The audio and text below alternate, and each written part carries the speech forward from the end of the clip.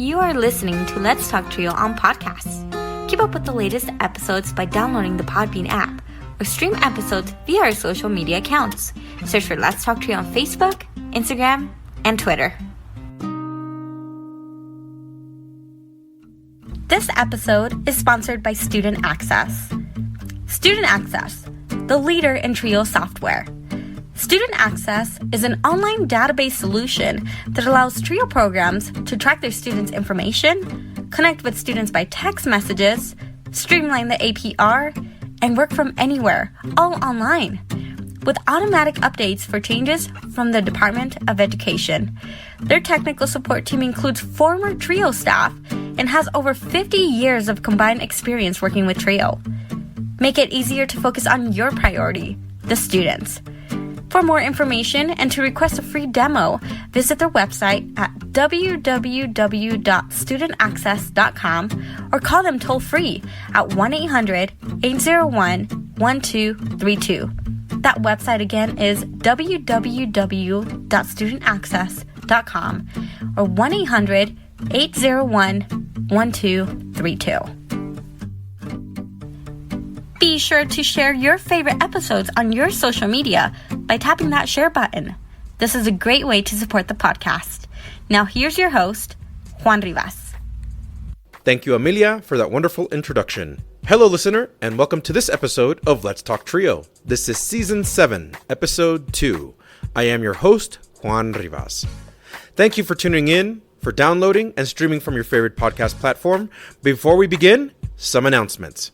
Heads up, Trio community. The Council for Opportunity in Education's 2025 Policy Seminar is coming up on Sunday, March 16th through Wednesday, March 19th at Washington, D.C. Go to COE's website to look at registration details. The link is provided on the podcast description episode. With constant changes happening at the presidential level and impacting Trio programs, now is the time to advocate for Trio. Make sure you reserve your spot today.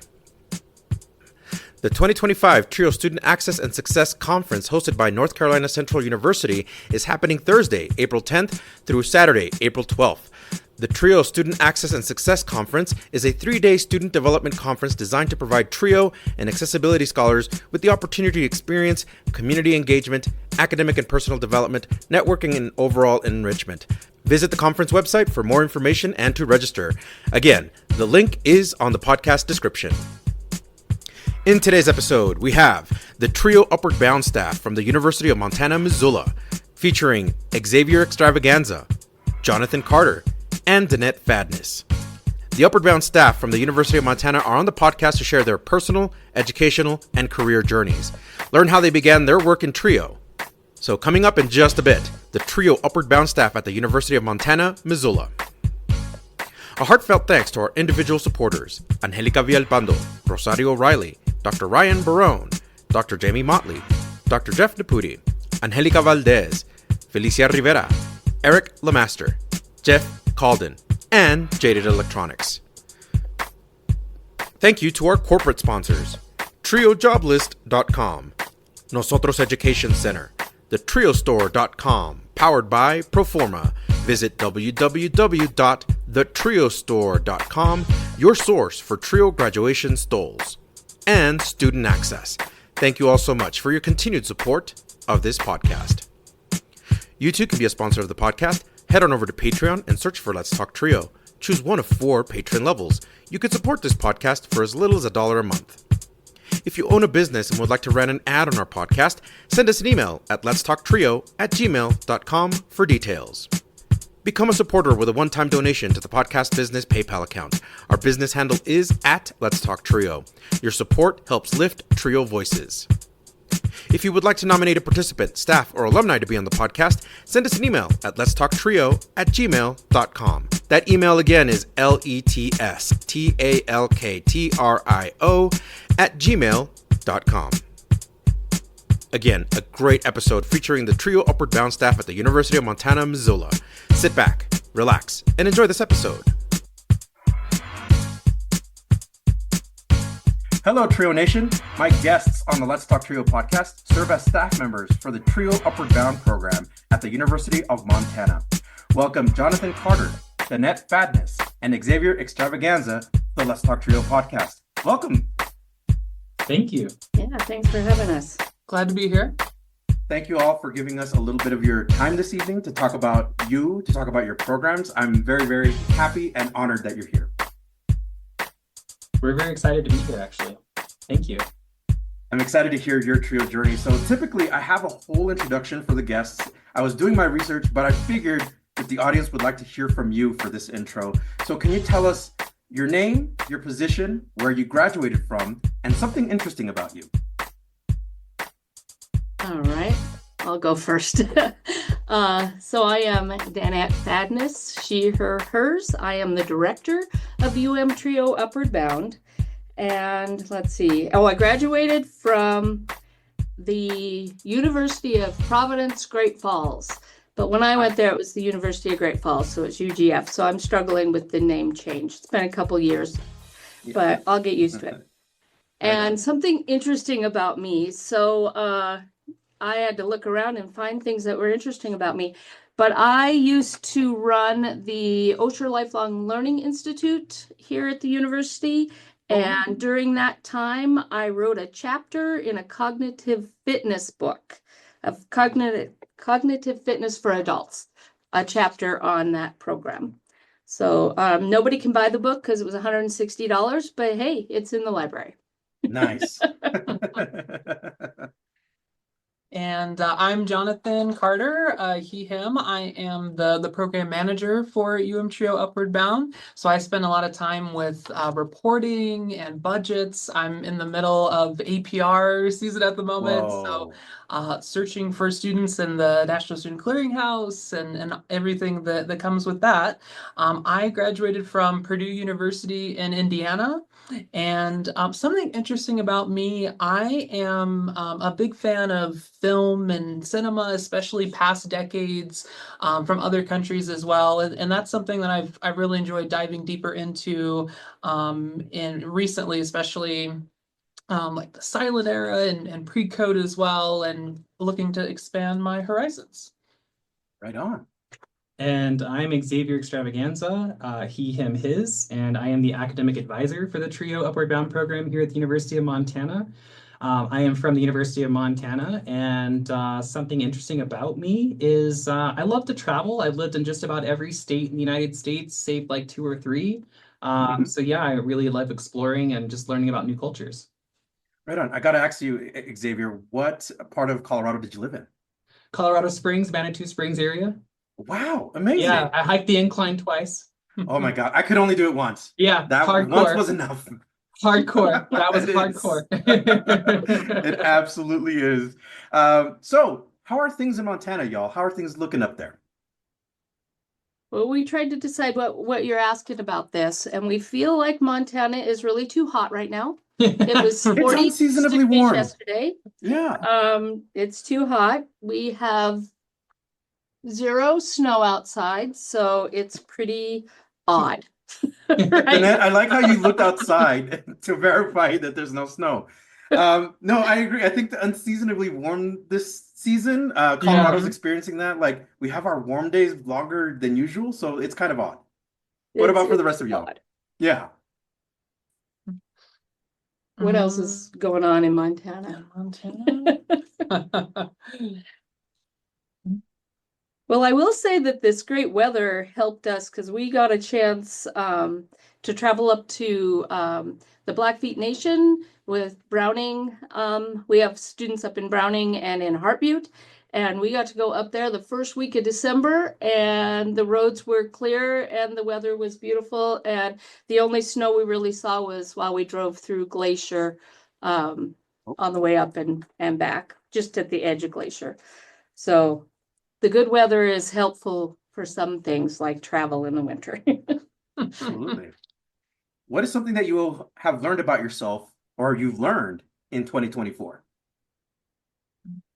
A big thing for me that I realized being in this position and experiencing my first summer academy this past summer is how much I really enjoy and need even to be in a position to have a job that's really having an impact. And this summer that impact was immediately apparent, and it was so rewarding to see that So that's something that's really become apparent to me going forward as I make career plans down the line, how I want to make sure that I'm in a position that can have that kind of impact on such a large scale. That's Yeah, awesome. and to piggyback off Jonathan, I would say for me, patience, definitely something that we learn, throughout life all the time, every day. But especially in 2024, with a lot of the hiccups that happened in life, I would say that through that patience, I'm kind of learning that I'm very privileged, kind of like Jonathan was saying, to be able to work with amazing kids and be able to make a difference in students' lives, right? Just having that wonderful ability to do that. Absolutely. Yeah. What I've learned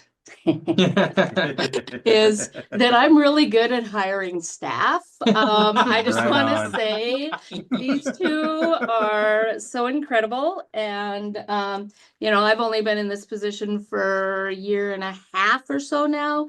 Oh, wow. And I got to hire both of these folks, and it is a pleasure. And I love watching them grow and learn about our students and the passion that they bring. So that's what I learned, is I'm really good at hiring staff. That is amazing. And it's very rewarding, right? When you have a staff that has great chemistry and it seems like you really enjoy being around each other, which also benefits the program.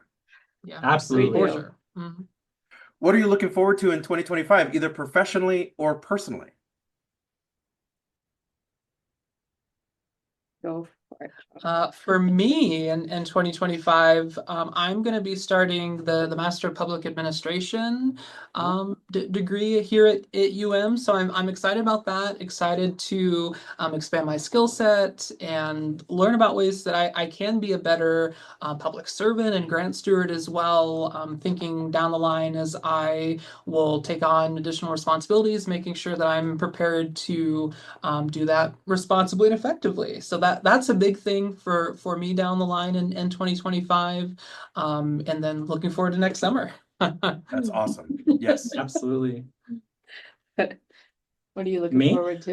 Yeah, absolutely. So, like Jonathan as well, I'm pursuing a master's in public administration, which is something that I really enjoy. I was not headed that direction when I started out, but I'm actually looking forward to continuing to pursue that. Because as he said, it's really wonderful to be able to be a part of this program and be able to make a difference and have that ability. Yeah, so it's nice. Wonderful. So I'm gonna follow that one up with, I just found out that I was accepted to the Educational Leadership Doctoral Program, and I start that in January. So I'm looking forward to that as well. And also, the three of us are going to climb. We're gonna keep working out until we can climb to the M. I don't know if you're familiar with the M What Hill. is the M? Yeah, tell us about that. So there is a big M right up there. Well, you can't see it now because it's dark outside, but there is an M on the hill right over there. It's a big deal. They light it up for football games, all that. And it's at the top of, no, it's actually not, but it's very high up on the mountain, and it's got a zigzagged path to get up there. And we all have some fitness goals, so we want to get to the M, and we're gonna encourage each other to do so. That is amazing. So first off, let me just say congratulations on the three of you for pursuing your education, for being excellent role models to the Upward Bound students, because pursuing education, pursuing lifelong learning, that's what it's all about. And Dannette, wow, amazing. Like being in the education program for PhD, amazing. So congrats to the three of you. Tell us a little bit about yourselves, because so in this segment of the podcast, what I like to do is have the audience get to know you a little bit in terms of like your upbringing and your family dynamic. Can you share a little bit about that for the three of you? Family dynamic. I would say my father worked for Purdue's sort of satellite campus in my hometown where I grew up. And so college was always something that was pretty much assumed, I would say, like that's just the next step after you graduate from high school. And I was able to visit the campus where he worked pretty frequently. We did a science fair project once, using some of the technology that is available on the campus. And so that's a little bit about kind of the college going culture that I grew up in, and that really propelled me to be in my undergrad, and then my initial plans after that didn't quite pan out. So I was not sure what my next steps would be. And then I found my way to AmeriCorps service, and that aligned really well with my desire for public service to be able to explore that. And so I found my way to Montana, and I served at a Spectrum Discovery area here at the beautiful new Missoula Public Library, one of the best in the world. The best in the world. Recently, it keeps winning more and more awards. It's great. And it was lots of fun to engage small children with science. I was able to do a little bit of outreach as well to some of our tribal communities. And then my second year, I was the senior leader. And so I was helping people who were in my shoes around the state. And then after my service ended, it was a really easy, natural next step for a Trio Upward Bound, doing a lot of similar type things. In my position, I had actually helped support AmeriCorps members who were serving with Trio programs around the state. So I was a little familiar with Trio, and then it was really easy to make this transition after my service ended. Wonderful. Yeah, I would say my story is a little bit different than Jonathan's. I'm a non-trad student, and I came from a family that did not exactly value education as much as that. My family was more just kind of along the lines of, turn 18 and take your next step. So I kind of had to do my own little thing for a little bit. So a little bit about me. I guess I just kind of traveled a little bit all over the United States until I found where I was most comfortable. And then eventually found my way to college, which was great because then, like Jonathan, I kind of found AmeriCorps my freshman year, and joined AmeriCorps and had served pretty much every time I had the chance for the last several years of college, which was great. So I grew up in Montana, in Anaconda, about an hour and a half southwest of here. And I married my high school sweetheart, and we have 4 beautiful daughters and 9 grandkids. My husband joined the Air Force, so we traveled around the United States and the world, which was really quite fantastic to have that opportunity. And then when he retired after 22 years in the Air Force, we retired here to Missoula so that we could go to Grizz football games. Go Grizz. Yeah, that is the reason I live in Missoula. And also it's the best place in Montana to live. Anaconda's awesome, but Missoula has culture and Grizz football. And the university, right? I'm really interested in higher ed. So when we first moved here, I started working out here at the university. I left for a short time, but I really appreciate having the opportunity to be back here. And I did, while I was in college, I actually served 2 terms in AmeriCorps as well. And then out here, so formerly Montana Campus Compact, they're now the Montana Campus Network for Civic Engagement. Thank you, Jonathan. They had this AmeriCorps grant for college attainment work come up, so I applied for that, and I was the director of the AmeriCorps College Coaches Program for 8 years. And during that time frame, I had the awesome opportunity of having both of these individuals in service. So that is how I found excellent staff, was knowing that they were very civically minded like myself, and having worked with them, it was exciting to be able to bring them on. I still do a lot of service, so I am a certified QPR suicide prevention instructor. So I train a lot of folks on how to recognize students in crisis or individuals in crisis. That's enough about me. I love hearing about you though, and this speaks really to the diverse backgrounds that you all bring to this program. So that's amazing. Now, earlier I heard Xavier say that family really wasn't something, that education wasn't something that your family had valued. Can I start with you and ask, what was that feeling like? Like, did they devalue education, or did it feel like just education wasn't a priority? Yeah, we'll start with you. Well, I guess the way I would articulate that was it wasn't necessarily that it wasn't of value to them. I just think I'm a first generation student, so I came from a family who did not have at the time even a high school degree. My mom's a single parent and was married a few times, and none of her husbands had degrees. They all had good jobs, but none of them had degrees, and neither did my grandparents, and so on. So for them, it wasn't necessarily that it wasn't a value, it was just they didn't know the way to do it. They didn't know the proper way to take those steps. So it was just kind of pushed upon me, like, you're almost 18, you need to, make sure and get a job, figure your own stuff out. You got to get out of the house. You're 18, do your own thing. Yeah. But I always had the aspirations of becoming, a doctor or a lawyer or a psychologist, something fun and interesting that could help people. So the goals were always there, but I just didn't know because, again, my family hadn't, so I didn't know really how to do it, to be honest.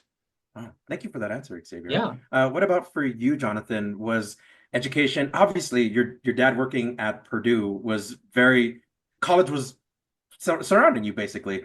How was that also emphasized? Like, did your dad push you, mom push you toward the college path?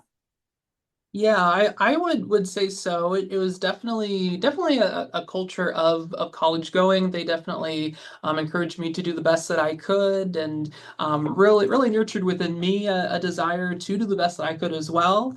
And so I'm really lucky with the opportunities that I had in high school, and appreciate the support that I received there. So yeah, I would say it definitely was a strong and supportive college going culture, and I was able to make that step, and I appreciate the support that I had that Xavier clearly did not. Yeah. Dannette, and for you, was family also very much encouraging about your college path? My college path. Yes. Well, in high school, my mom always had us in, music and dance from the time we were just little kids. So she always appreciated the arts and getting us into learning more about that. And I know that I have older siblings, and my two oldest siblings graduated at the same time, and my mom had to make a decision. She didn't know about financial aid. So she had to make a decision between my brother and my sister on who got to go on to college.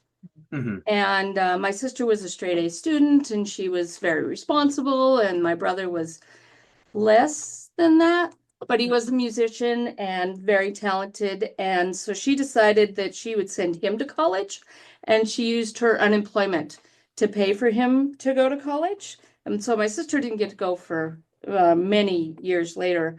But yeah, so I guess since my brother did go on to college, that was something that I could think about, but my life took a little different path at that point in my life. Like I said, I married my high school sweetheart.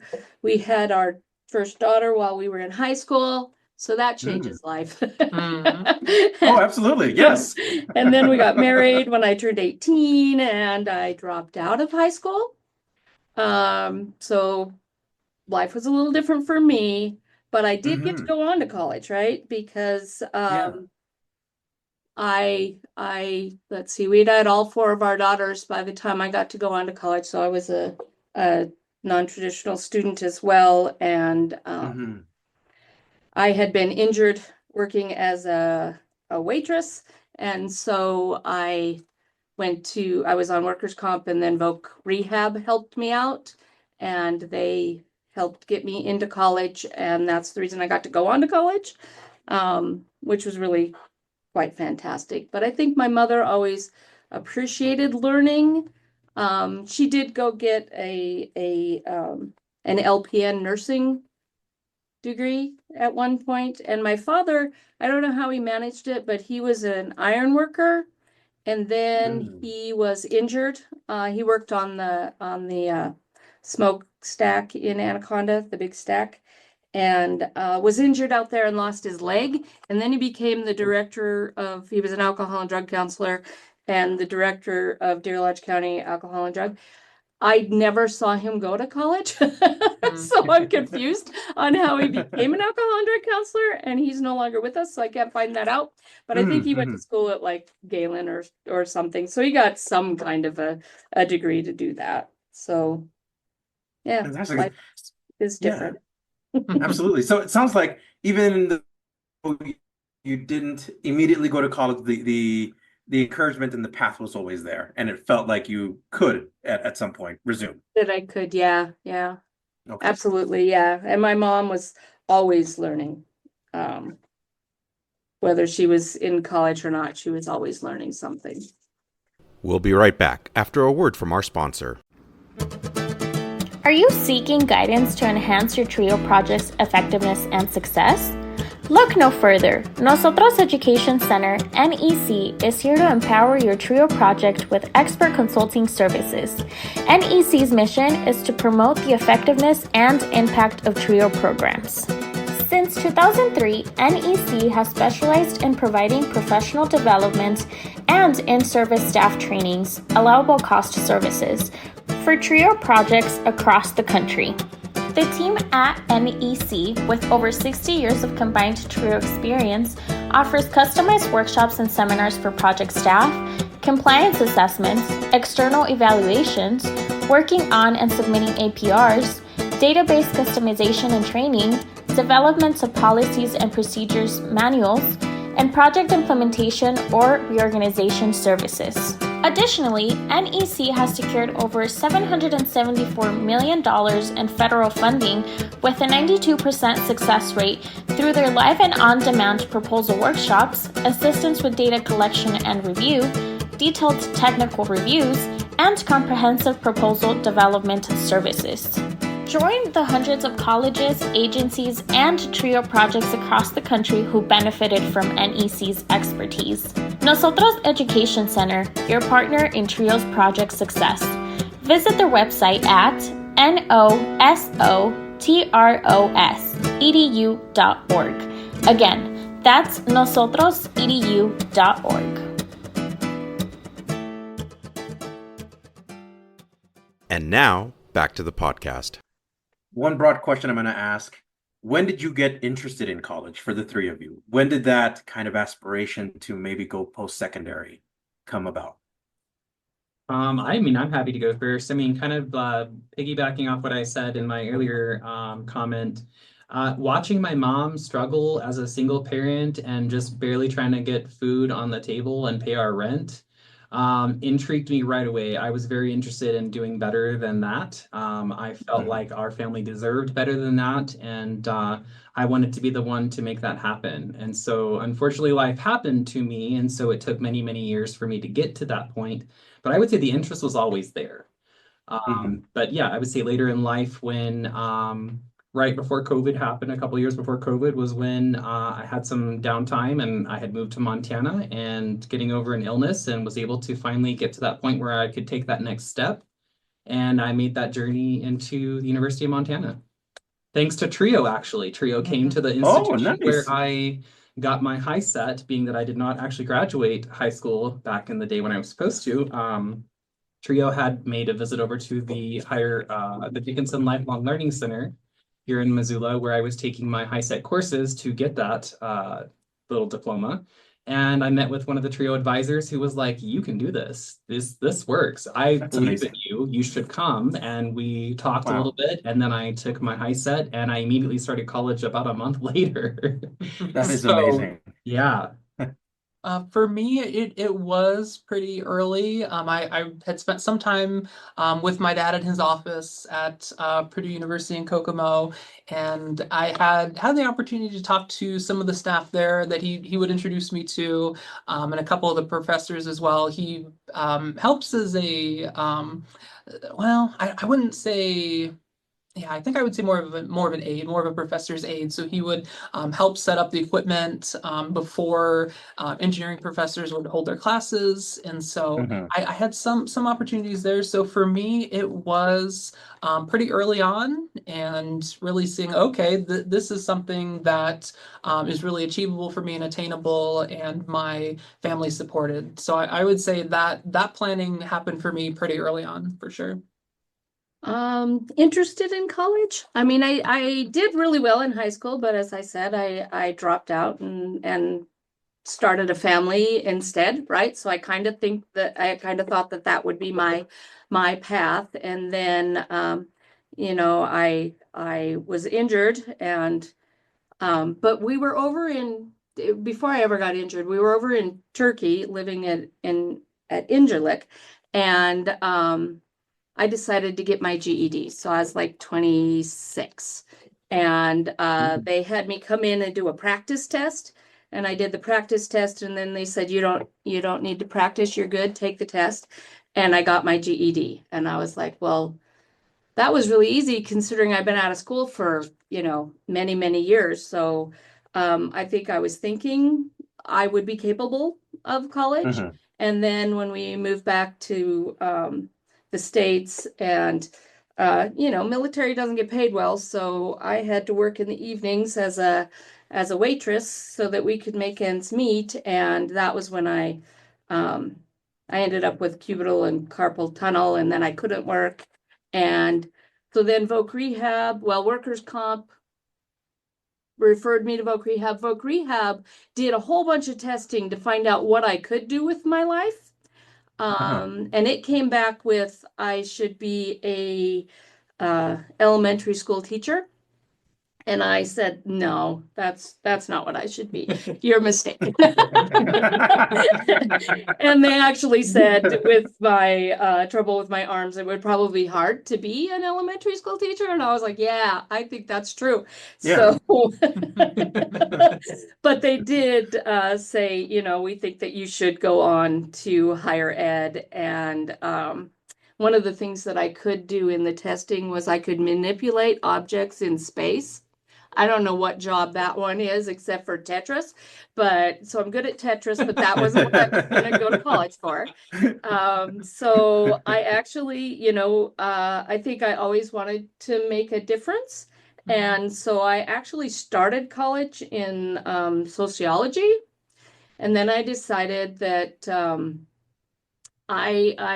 society's all cool and stuff, but I really preferred the individual mind. So I switched over to psychology. But yeah, so that's how I got to go to college. And I don't know that's how I got interested in college, was they told me I could go and that they would help pay for it.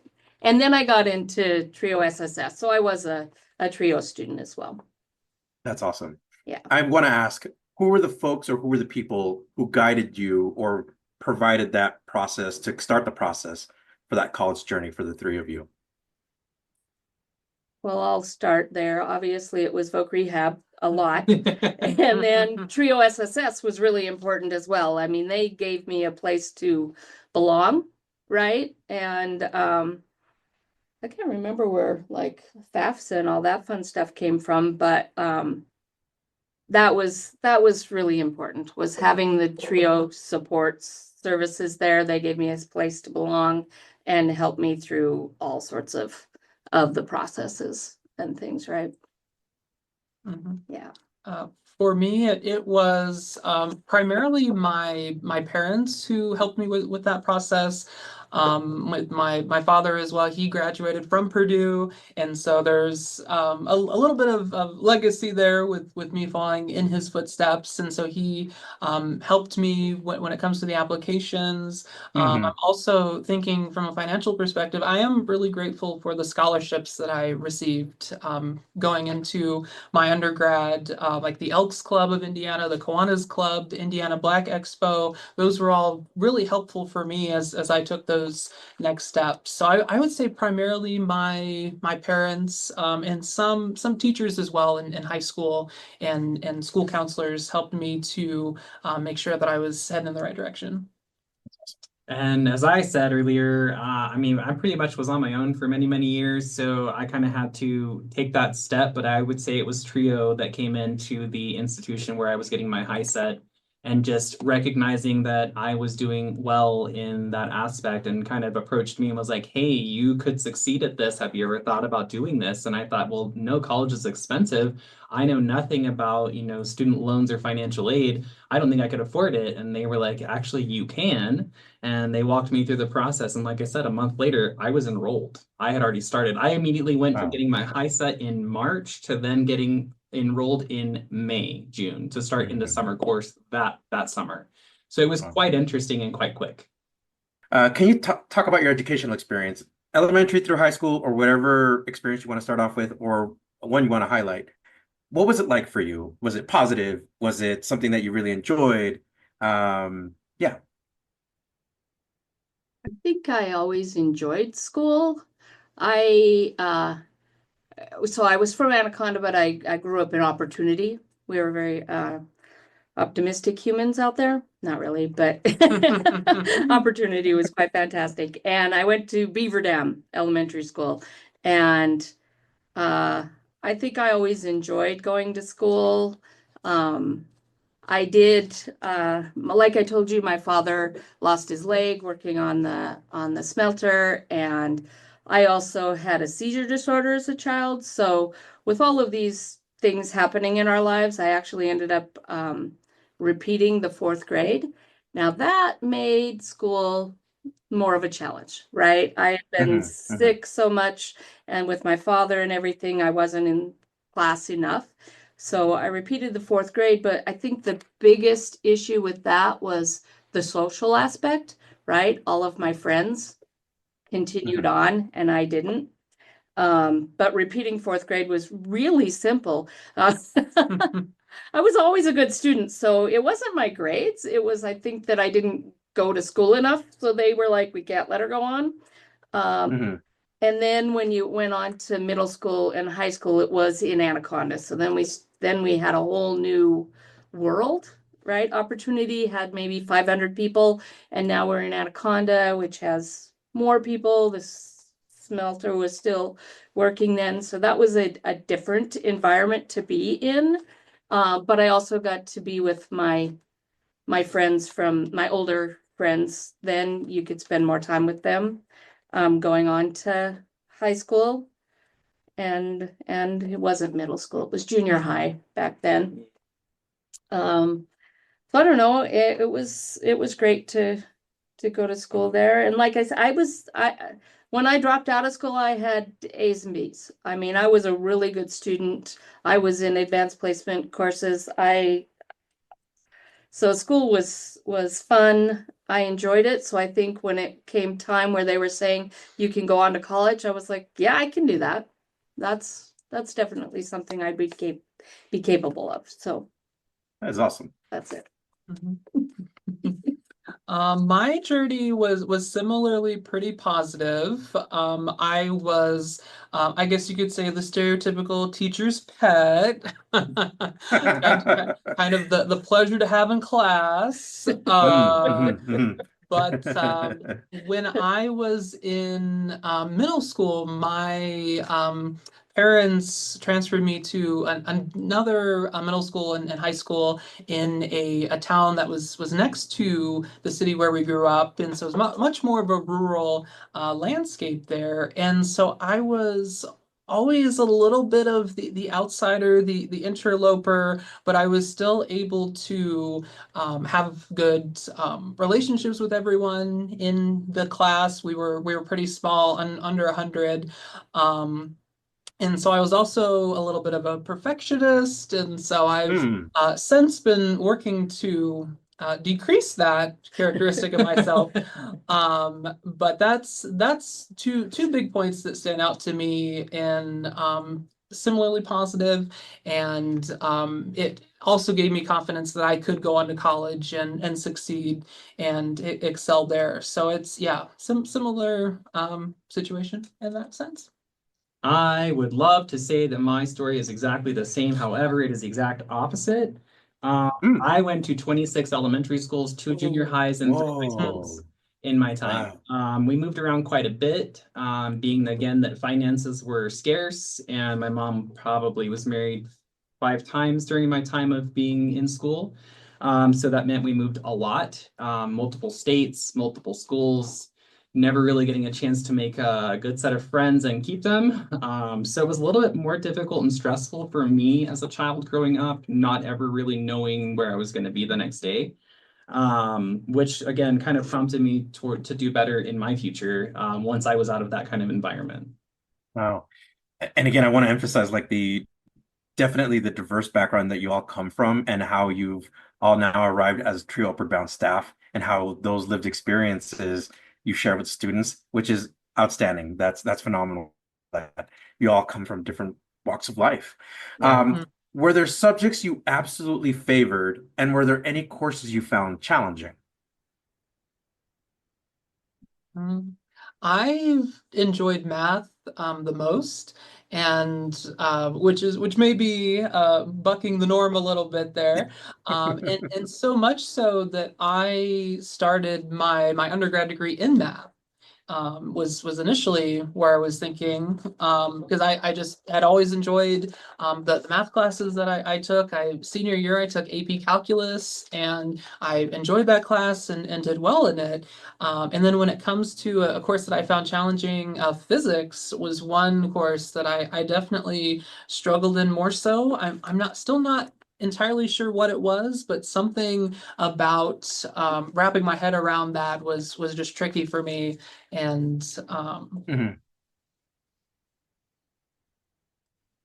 I'll go next, sure.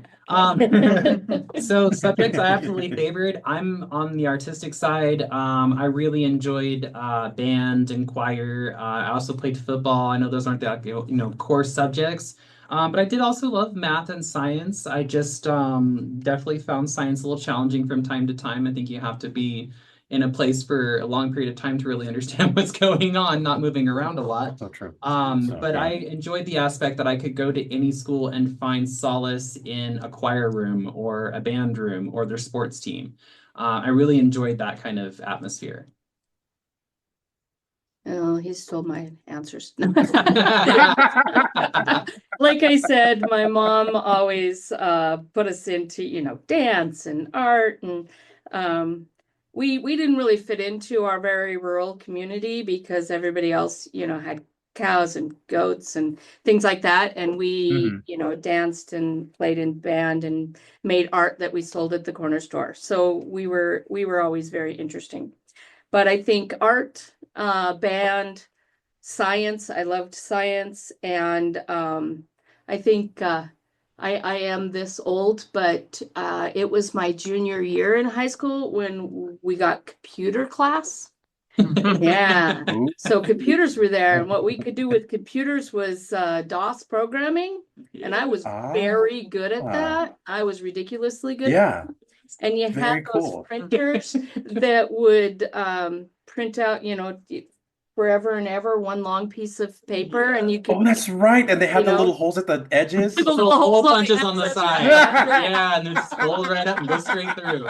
And Those were the days.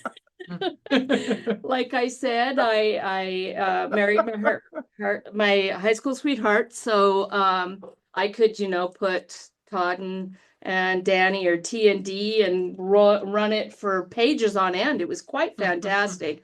I loved computer class. And then I think that the challenging one would be typing class, because I am that old. It's Typing, ridiculous. yeah. They would put us on manual typewriters, and my pinkies are not strong enough for the Was it A. the I enter? could not Oh, get for a the A A. down at all. And so I would be typing Oh, along, and no. I would use my pointer finger on my right hand and push down the A and push down the A. It's the only way I could type, so it's not a really good typer. And Yeah. then I would get the Yeah. chance to be on an electric typewriter, and then you barely touch it, and you've got 75 A's on your screen. Oh So my I God. think that's where I struggled with typing. Yeah, that's kind of sad. I'm really Yeah. not that old. I'm yeah. No, Dannette, and I completely relate to you. I'm going to say when I was in elementaries, when they introduced the Apple computer to our classrooms, and I remember being obsessed, wanting to learn more about it. But yeah, and typing for sure. I remember they had to cover our fingers to learn how to do the typing, and we couldn't look down, and we would get deducted points for doing that. So yeah. I have a short little So funny I want to story ask, about go that for it. covering your Go for it. hands. Yes. My daughter was in 8th grade, and she was a computer genius and could build a computer. It was incredible, but we had just moved here, and the counselor called me and said, "Your daughter can't type." And I said, no, I'm sorry, she can type and she can build a computer for you. So you're wrong. And she said, no, ma'am, your daughter can't type. And I said, no, you're wrong. We went back and forth for a while. And then finally I just said, okay, well, when she comes home from school, I'll ask why you guys think she can't type. And it was that right there. It was, they put that heavy thing over the screen, over the keyboard, so she couldn't see it. So she was lifting it up to put her hand underneath it to try to type. And in reality, the girl can type like over 100 words a minute. It was incredible. So, you know, listening to parents. Well, amazing. Thank you all so much for sharing. So I got to ask, this next question is, what had you choose the college you ended up attending? What drew you to it? What was I know for Jonathan, family was there, but what was ultimately the draw? What was the thing that sold you to it?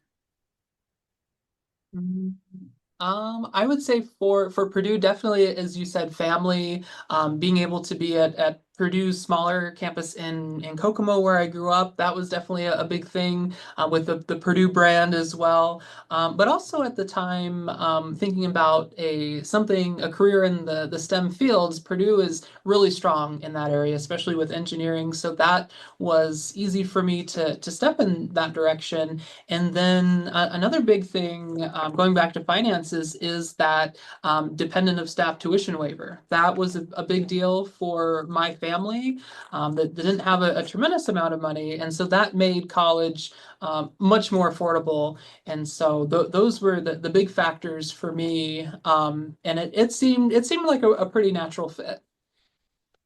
I'm going to tell you why, but I also have just a kind of a little bit of a funny part to this.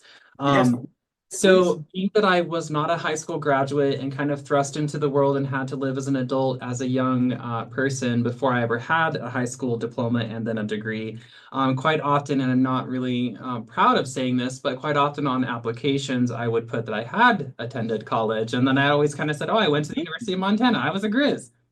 But the reality is now, all these years later, I ended up having the opportunity to come here because I lived in this city. It was somewhere where it was like cheap and free because, like Dannette, I was hooked up with Voc Rehab Services, and they were able to pay for my entire college experience so far, which has been amazing. It's such a huge relief. So for me, finances, it was cheap, it was affordable, and it was right here where I lived. And great reputation. Go Grizz, right? Great reputation. Go Grizz. The best stadium. I think for me, it was definitely location. I mean, I was married with 4 kids, so I didn't have much options there. And we were up in Great Falls, Montana. There was MSU, the community college for MSU, but my goal was to do a 4-year degree. So the University of Providence, Great Falls, the University of Great Falls, which is what it was when I went, was by far the best option. And I think after I got there and got hooked up with the trio folks and stuff, it really was, right? It was the perfect place for me to go to school. Yeah. Right on. Did you know what major or program you wanted to enter? Well, I went with sociology, and like I said, I switched to psychology. So it was always going to be something about the human experience, right? And making a difference. How was I going to make a difference going to college? So I think that was, and it was a private Catholic university. I did have Voc Rehab who helped pay for that. I also got merit scholarships, which was quite fantastic. Those seemed to go down a bit as they built up their athletic department. They started using some of the scholarship funds for athletes. And when I started it in college, they said the average age was 31.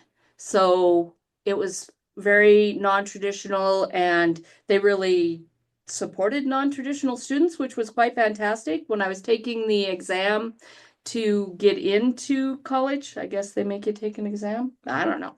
Placement exam, maybe? Yeah, it was probably a placement exam. And a young lady sitting next to me said, wow, they said the average age here is 31, and I don't see anybody 31, even close to 31. And I said, well, now you're my new best friend, because I was Oh. 31 at the time. But yeah, so I think that also helped, that it was had a lot of support for non-traditional students there. I Wonderful. definitely did not know what major I wanted.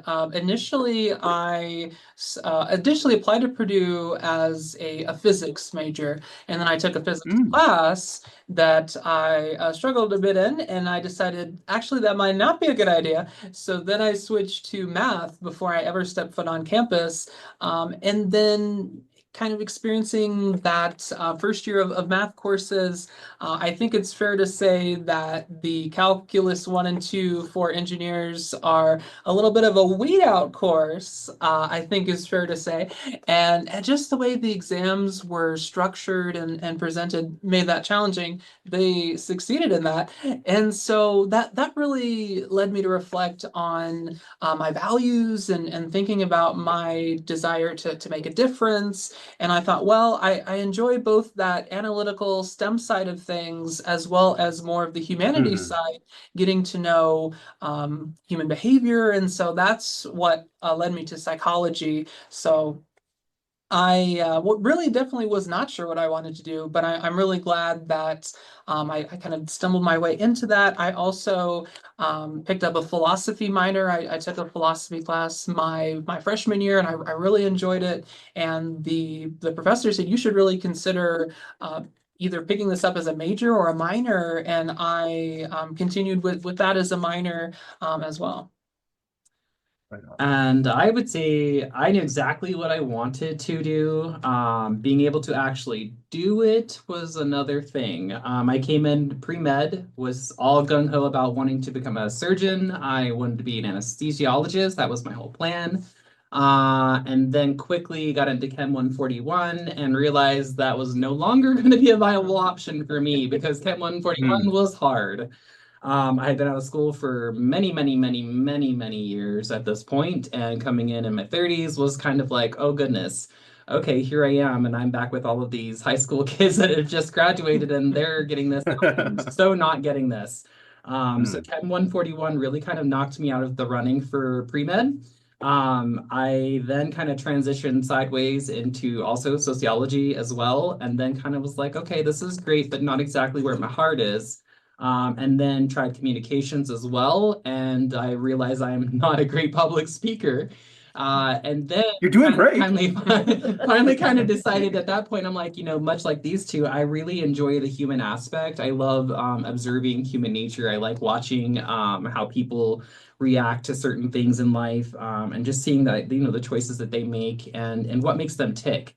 And so I also slid into psychology and then kind of parlayed all of that into a multidisciplinary studies degree, because at that point I was just kind of like, okay, I've got all these classes over here, all these classes over here and over here and over here, but none of them are going to add up to a degree. And then the university, my advisor was kind of like, finally at this point, Xavier, we've got to get you through here. Let's kind of combine all these things and make it into a degree. We have this option now for multidisciplinary studies. Here's where you're headed. And so that was kind of my journey, but I also really enjoyed psychology courses. It was just so wonderful to be a part of that. That's awesome. Can you talk about your college experience? Was it what you expected? Oh, you're cutting in and out now. A little bit, yeah. And you're frozen. Oh, sorry. Can you hear me now? Yeah, Yes. you are. You're back. I can still hear you, Al. Yeah, what did you say? There we expected. Yeah, you are cutting out Yeah. again. All right. Sorry, y'all. Give me a second. Okay. I'm gonna try something real quick. Okay. All I'm right. resetting my Wi-Fi. It should still keep us online. It'll just make the signal a little bit stronger. Okay. Okay. How are we doing now? Good. Sounds good. Okay. Can you talk about your college experience, and was it what you expected? So my college experience, I did start, like I said, I was older, and so I started when my youngest was in kindergarten. So I was doing half days. just like she was. And, so that first semester, I went to school and then came home in the evening, and that was that. And I thought, there's got to be more to this, right? So the trio program helped as well, but also, I got my undergrad in psychology, but then I was really interested in art therapy. So I was working with my professors, and they started bringing in art therapy classes for me. And I did an AmeriCorps fellowship in art therapy with one of my professors, which was really fantastic. So I got really involved in art, taking art classes, right? Like I said, my mom always valued the art. High school, I loved art. And so I ended up with both a psychology and an art degree. But so I got involved in the art and action group. We did art at concerts and in the community. And I did art projects with the Montana School of the Deaf and Blind. I did some mosaics with those students. I did art therapy with homeless and displaced youth, doing murals, things like that. So what I found was once I got more involved in college, it was a more meaningful experience. I served as a senator. I also worked on the student newspaper. My English teacher really wanted me to be a writer for the Lumen Press. And so I started out as a writer, and then I started being an art critic, which was apparently the only art critic in Western, or in that area. My art professors were very excited about that. And then I ended up actually being the editor. I did the layout design part of it, and then I became the editor of the newspaper. But what I did was, my family didn't suffer from my extra activities. My sleep did. Oh, yeah. So I did homework in the middle of the night. Sleep wasn't necessary, but I think that's really an important part of college, is getting involved in what's going on college so that you find meaning there. And so that was my experience. Right on. For me, my first 2 years were I would say pretty typical. Just I had a really strong emphasis on my studies and wanting to do well, and wanting to try to get all A's if possible. I was involved in some of the residence hall clubs where I lived. I was later involved in some of the psychology clubs as well, looking for ways to promote research and build community there.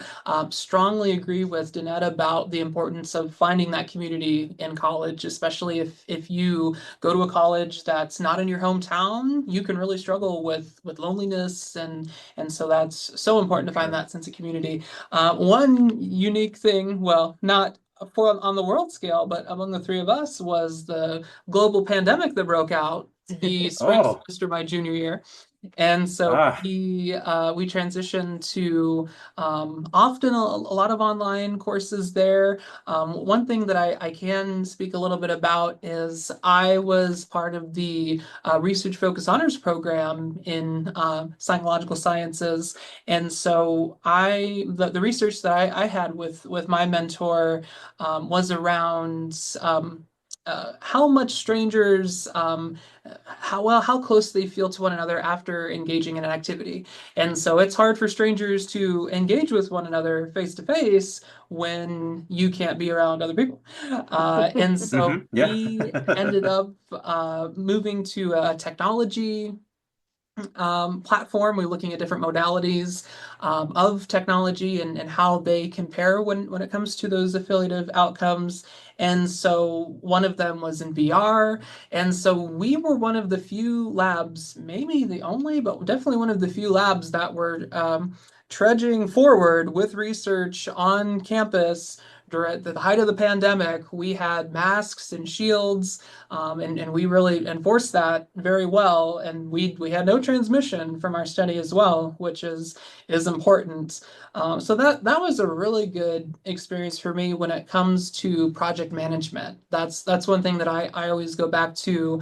My mentor, Dr. Chris Agnew, had a lot of confidence in me to really oversee the procedure, and I've updated that a bit as we went along. So I really appreciate that experience, and moving into my AmeriCorps service, and then now with Trio Upward Bound, that has been really valuable in being able to manage a project, many moving parts, as well as during a global catastrophe.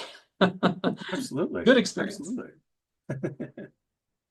I would say for me, my college experience, obviously the first couple of years were awesome. They went by pretty quick. I was on the dean's list and the president's list for the first several semesters. I did really well. But then, yeah, and then we got close to COVID happening. I started to also kind of falter a little bit in that area until I found a little bit of a sense of belonging with AmeriCorps. I started my first term of service under Dannette's leadership, which was really cool. Again, Oh, wow. I don't know So if I've actually overlapping, said okay. this, but I've actually worked/served for her for the last almost decade of my life. Wow. So I've known her for a very long time. We were not as close then as we are now, but she knew me, I knew her. And she was the person I would call to That's complain to when I would have a bad day. But I would say my college experience overall, I mean, it was pretty good. It wasn't what I expected, being a non-trad student and coming from a background of a family who had not gone to college, and nobody other than I think maybe my aunt went to college, because I know she became an RN at one point, so she must have had some courses. Nobody in my family. I was the first I'm the oldest of 25 cousins. So I'm the first of Wow. any of them. And even at this point later in life, still the first to have gone to college. That's amazing. So it was a big deal. It wasn't what I expected. It was very hard. The first 2 years, like I said, were easy, but then it was like, it gets to the point where you're getting to the upper division credits, and it's a lot easier to mess up and to not get things the way you want them to go. So I would say it was a struggle. For me, it was a little bit of a struggle. Gotcha. Well, thank you all so much for sharing. What is something you remember most about your college experience? And I want to talk about like highlighting what would you will always treasure, what will you will always remember from your time in college. Well, I think although psychology was a really good major, it would have been my art thesis for I did hidden reality and social art. So I had the opportunity to get a small grant. I was a student leader for Montana Campus Compact, now somebody totally different. Jonathan knows. And I got a small grant to do a homeless awareness campaign. So we set up a shanty town outside of the art building where my thesis show was at. So it had statistics about, homeless veterans and homeless people, and we had we got boxes and we had mannequins, and it was quite fantastic, although, an eyesore. And then inside, I had gotten the chance to do an alternative spring break to San Francisco, which is kind of a more stereotypical homelessness than you would see in Great Falls. So while I was out there, I did photography. I did some black and white photography. We worked at the Glide Foundation. I've never worked so hard in my life, feeding like 1,000 people for each meal. It was insanity. And I knew why I needed to go to college, because I couldn't do that very much. It was a hard work. And so I took photos of stereotypical homelessness out there. I asked everyone, and my husband gave a lot of cigarettes away for people's photos, which was that was how we paid. And so as you walked into my gallery show, one side was black and white photography from San Francisco, and the other side was color photography from Great Falls, and we didn't take photos of actual homeless individuals in Great Falls. We did under the bridges where stacked clothing, and one very, very creative person lived in one area, and sleeping bags under the bridges at the shelter, the Bibles and the children's shelter with little stuffed animals, things like that. So it was color photography on one side and black and white photography on the other. And then I also addressed I did some work with third graders, on doing art. We were talking about social issues of concern, and they addressed homelessness, hunger, the environment, and something else, but I don't remember. But that was really fantastic because they drew, they painted, they broke up into groups and painted these different paintings. And the one for homelessness was a house with a big fence around it.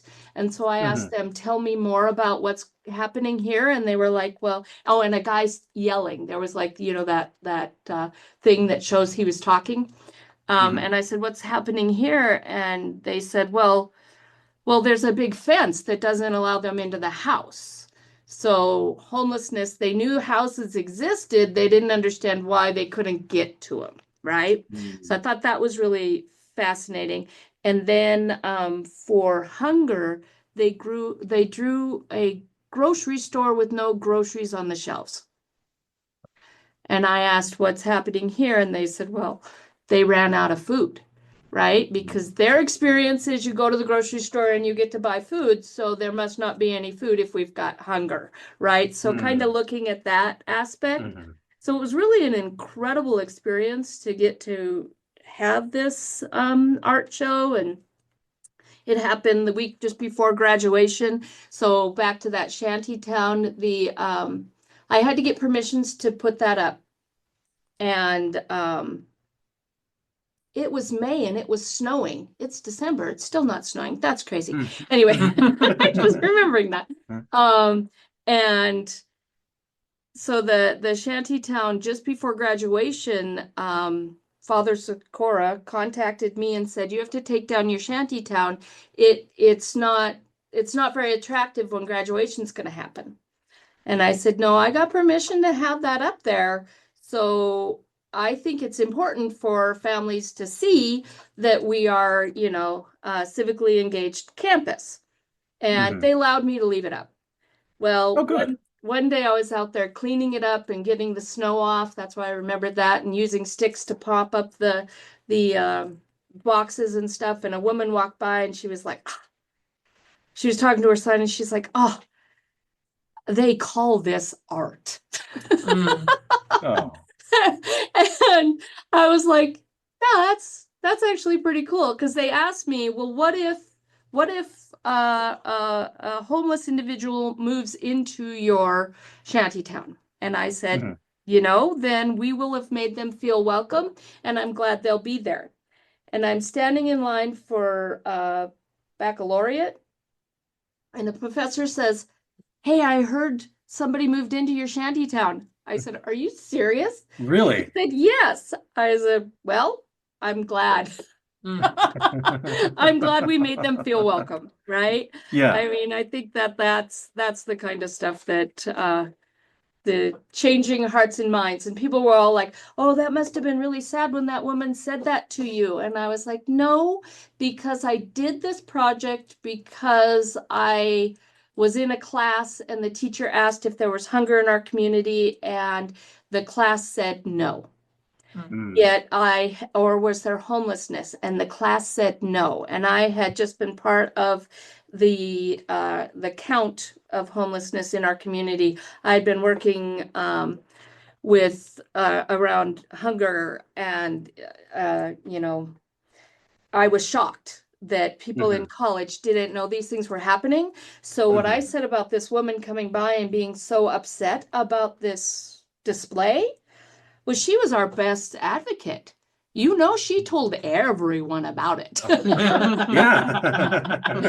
Word got You around know? fast. The best PR ever. Some woman going around Absolutely. saying, you would not believe what they're doing at the university. So I was like, nope, that's perfect. We're spreading our message much further. So I think that's, Absolutely. yeah. That's wonderful. Thank you for sharing. Mhm. Beyond my research experience, that was very beneficial for me. Something that I always treasure is the summers that I spent on campus at Purdue. I would work for offices to gain some experience because I needed some work experience, and that's also really lended itself well to my current position. But one summer I worked with the help support the STAR program, and STAR stands for Summer Transition Advising and Registration. And so they would have all of the first year students would visit campus with their families, and that was the time when they could sit in on a class, and they could also the students would register for their first semester of classes. And so I was part of a team of students that would staff different areas around Purdue's campus, especially high traffic areas. And it was great to get to know those other students and from other departments. I didn't always have many opportunities to network outside with other departments. And so I really enjoyed that experience. It was great for me to see as well how different people on the team have different strengths. If someone is a pharmacy major, I can say, well, I don't know a lot about that. And there's a new freshman student coming in who's really interested in pharmacy. And I say, oh, you should talk to this person. And we had a parent or a grandparent of a student who primarily spoke Spanish and did not speak a lot of English. And I said, I personally enjoy Spanish, but not nearly fluent enough to have a full conversation. So being able to connect staff members and students with families and incoming students who benefit that was really something that I enjoyed. And then another summer I worked for the conduct office. It was the Office of Student Rights and Responsibilities. And so I kind of joked that I knew a lot of people's dirty laundry, but it was a really good experience for me when it comes to like being professional. And the students would come in to the office. I would be there at the front desk. I'm the last person they want to see. They hate everything about this experience, and just making them feel well, I don't welcome. It's a tricky dynamic there, but really respecting their dignity at a time when this may be the most difficult moment of their college career. They did something really embarrassing that they're ashamed of, and helping them to take those next steps and not feel attacked in that space. So those were two really beneficial experiences for me that really improve my perspective, and I think are really valuable in this role, as there are some similar complexities and nuances. Oh, it's me. What is something I remember most about my college experience? A lot of stress. I would say, just again, being that non-traditional student coming in from the background that I came in from, not knowing how to navigate the educational system was very hard and stressful.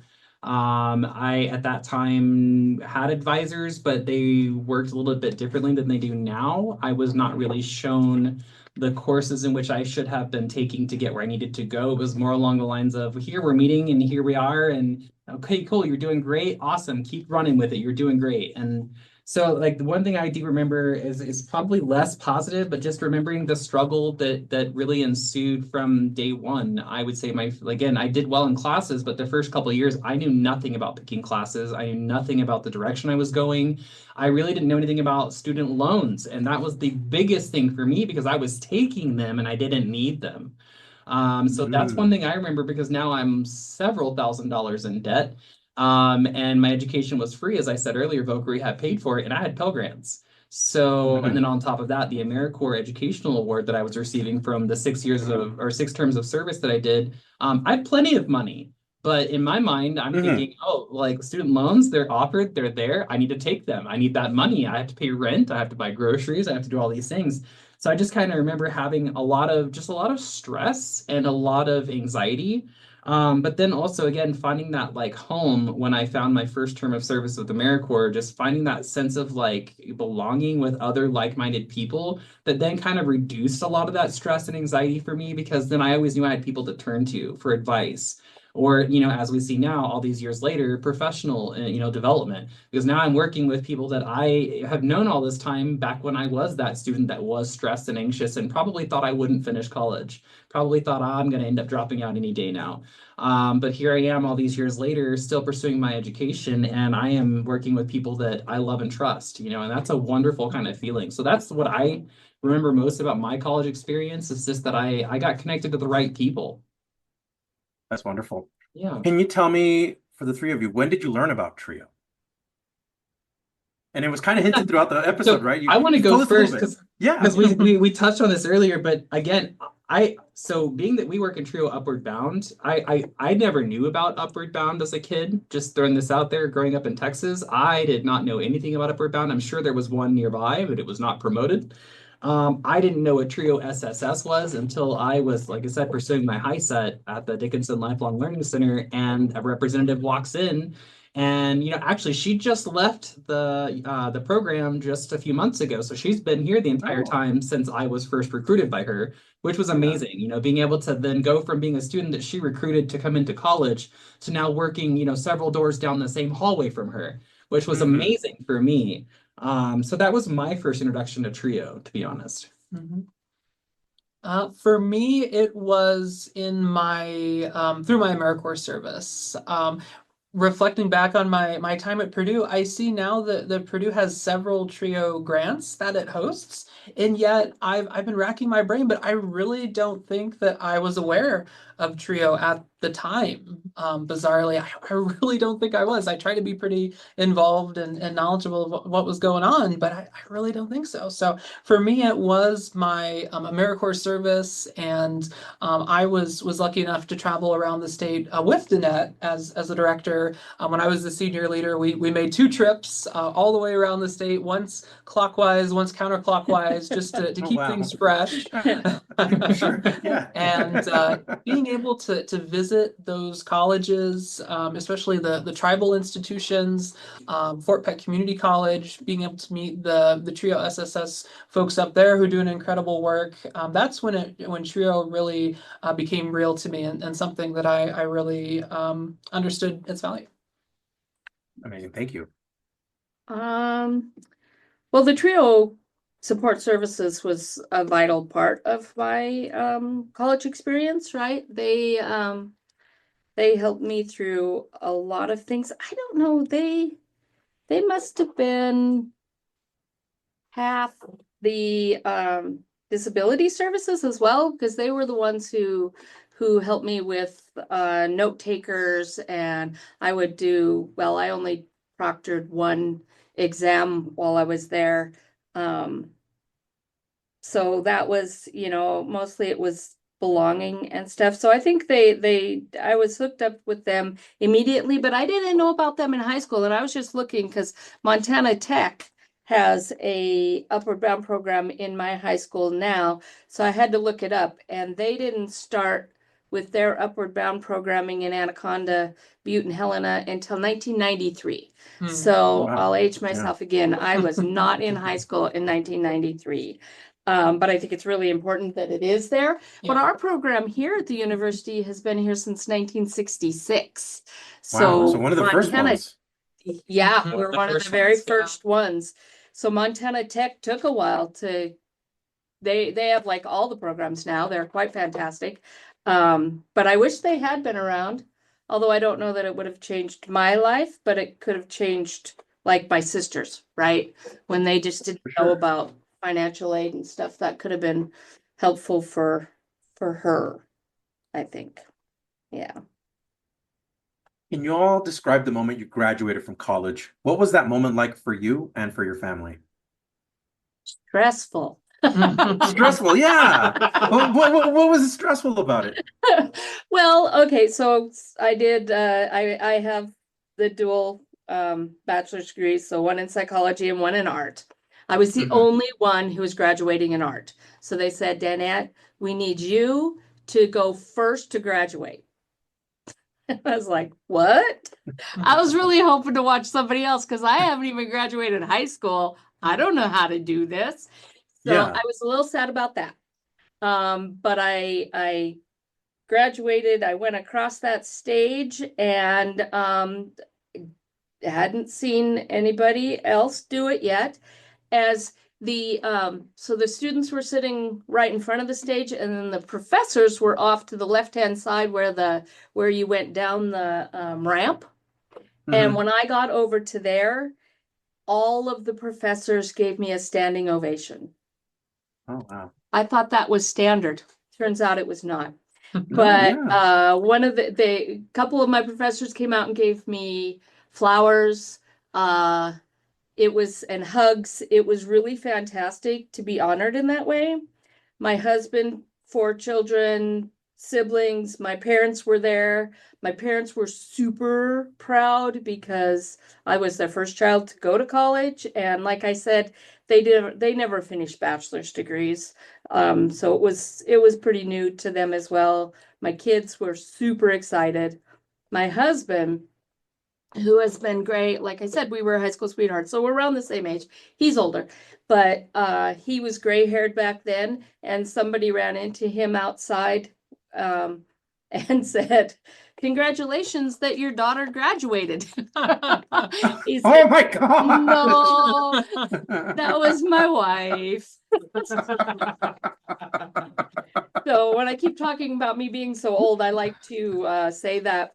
And yeah, that actually reminds me of when we did that alternative spring break. Todd came along with us, and we were walking down the street one day, and a guy said that I was his daughter again. It was great. Wow. I think we're getting closer in age now, but maybe not. I'm not sure. But yeah, no, it was incredible, and to have my kids see it, right? To see their mom be successful and go first, and I didn't trip, and I was pretty sure I would. So That's awesome. that Congrats on not tripping. that was by far my favorite part. I didn't trip. Wonderful. My college graduation was pretty overshadowed by the pandemic. The Yeah, I'm sorry. administration, yeah. It was a little unfortunate. Usually graduations are held at Elliott Hall at Purdue. It's this really beautiful event space. I think they always say it either has a few seats fewer than Radio City Music Hall, or maybe a couple more seats, one of those directions.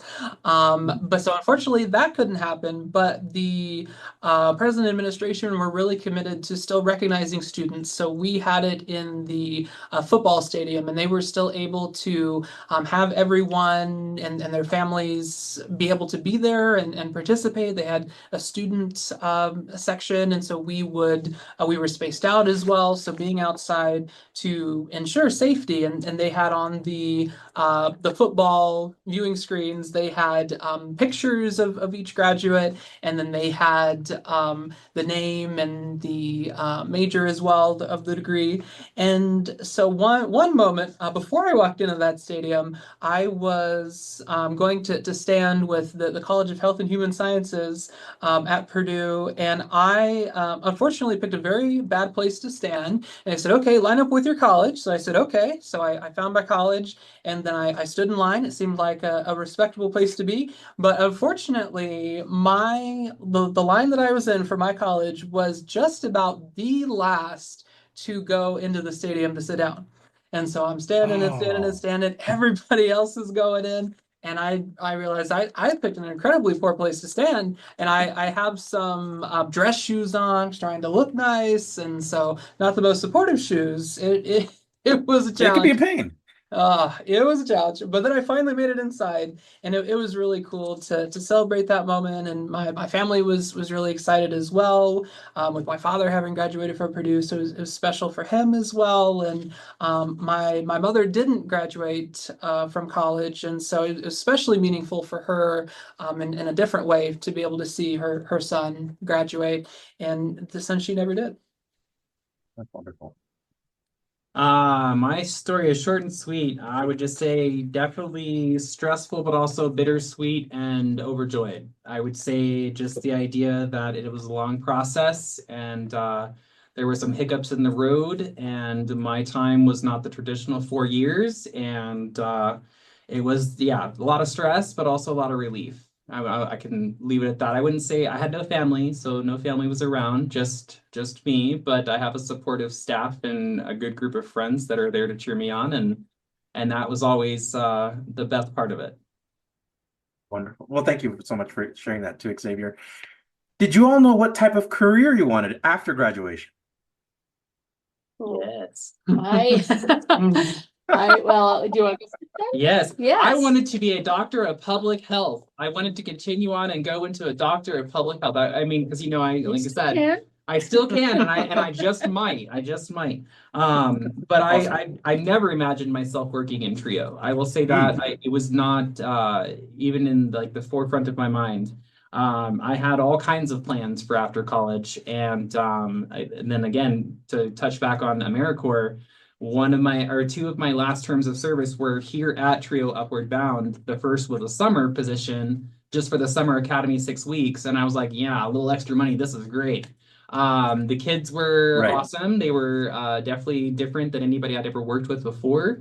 Um, and then they apparently liked me so much, they asked me to stay on for a full year after that. And I was like, well, that's even better. So I would say after that first summer, again, I still didn't have any idea that I would be in Trio after that. But then that next year, being on a full year at this place and being in the schools daily with these students and working with the principals and the teachers and the counselors and the parents, it really started to open up my mind and expand my ability to like see the value that I was creating and the differences that I was making in these students' lives. And so at that point, I started to realize that maybe I would want a career in somewhere in education, whether it was something like this or something similar. So then I decided to, at this point, go towards, like I said, I'm working towards my master's in nonprofit administration because this is where now I see myself in the future. I definitely love what I do. What I do matters, and the students remind me of that every day. That's awesome. I definitely did not know what type of career I wanted. I can share a little bit more about how I came to find AmeriCorps. So initially, my plan was, oh, I got to go to graduate school, full steam ahead throughout undergrad. I have to get the highest grades possible. Have to get a publication, have to do research, and then I have to go to grad school. That's the easy next step for me. And I applied to, I believe, 7 graduate programs, and none of them worked out for one reason or another. And I was just kind of at a loss. I said, well, my entire life had been building to this moment, I felt like, and it didn't happen. And so I'm not, I still, well, actually thinking about, I think maybe it may have been the recruiter with Montana Campus Compact at the time whose email I had received. I may have signed up in the AmeriCorps portal, learning about AmeriCorps as kind of the domestic Peace Corps. And those experiences at AmeriCorps both really helped shape me in what kind of impact I want to have.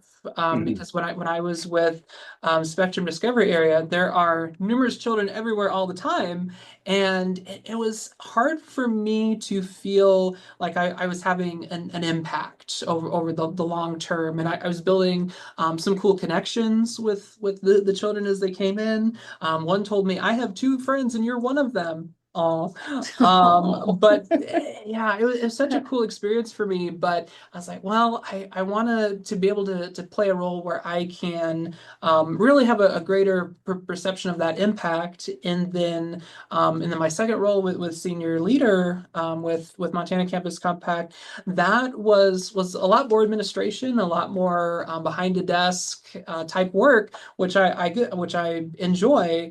But then I felt like I didn't have enough face time with the members that I was supporting. I thought, well, we had about 4 or 5 in-person trainings, and I thought, well, this isn't enough for me. I went from having a lot of interaction to now we had weekly Zoom meetings, but I felt like, oh, this just isn't enough interaction for me. So that both of those experiences and then working in student offices as well really shaped the direction in my perception of how I want, so what kind of career I want to have. And I feel like right now with Trio Upward Bound, it's such a good mix of that type of administrative office work, but then also many opportunities to be able to show up for the students throughout the academic year, and then summer as well, being able to really build those connections. So I feel like Trio Upward Bound is just the right mixture for me.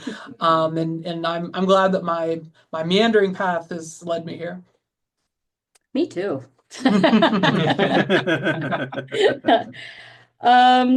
I know what type of career? Well, I'll say when I was in undergrad, psychology was, counseling psychology is actually what my degree was in, and then art, right? And art therapy. I really wanted to be an art therapist, but a counseling psychology degree and a fine arts degree does not equal art therapy.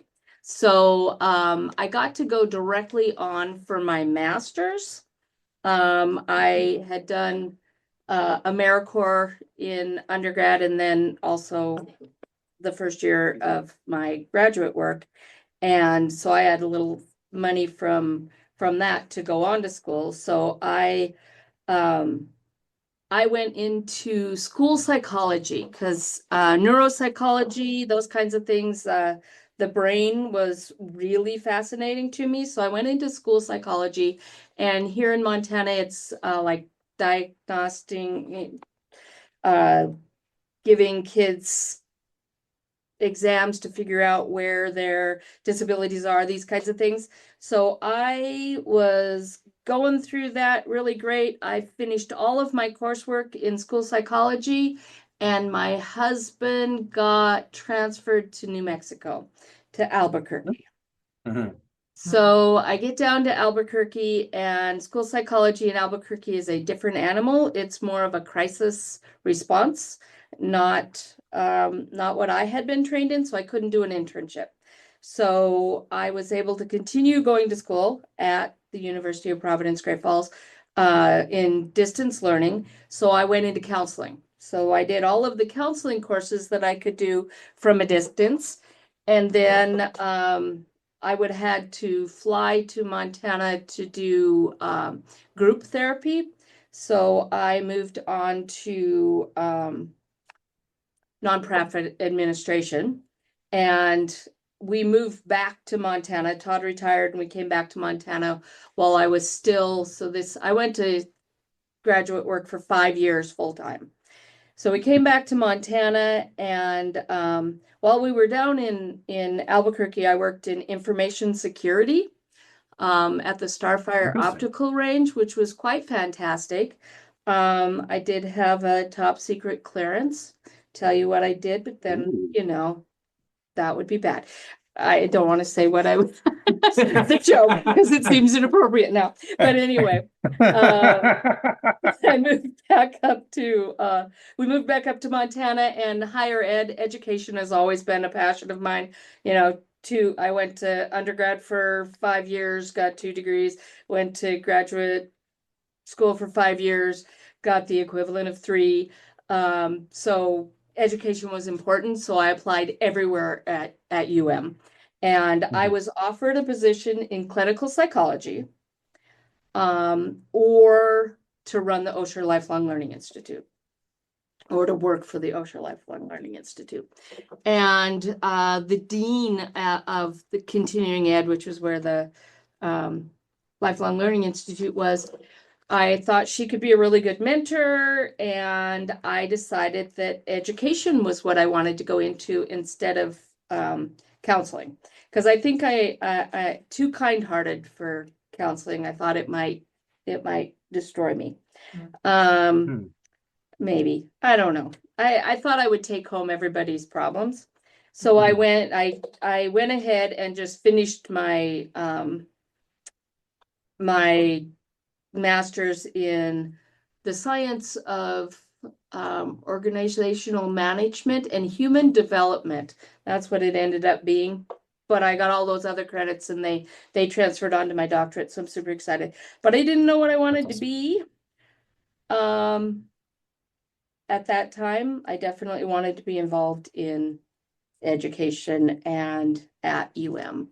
And this, I mean, I think my counseling experience and work has lent itself very well to being the director of Upward Bound, because we do find that in the summertime, you really have to have a kind heart and an understanding of how to meet the kids where they are.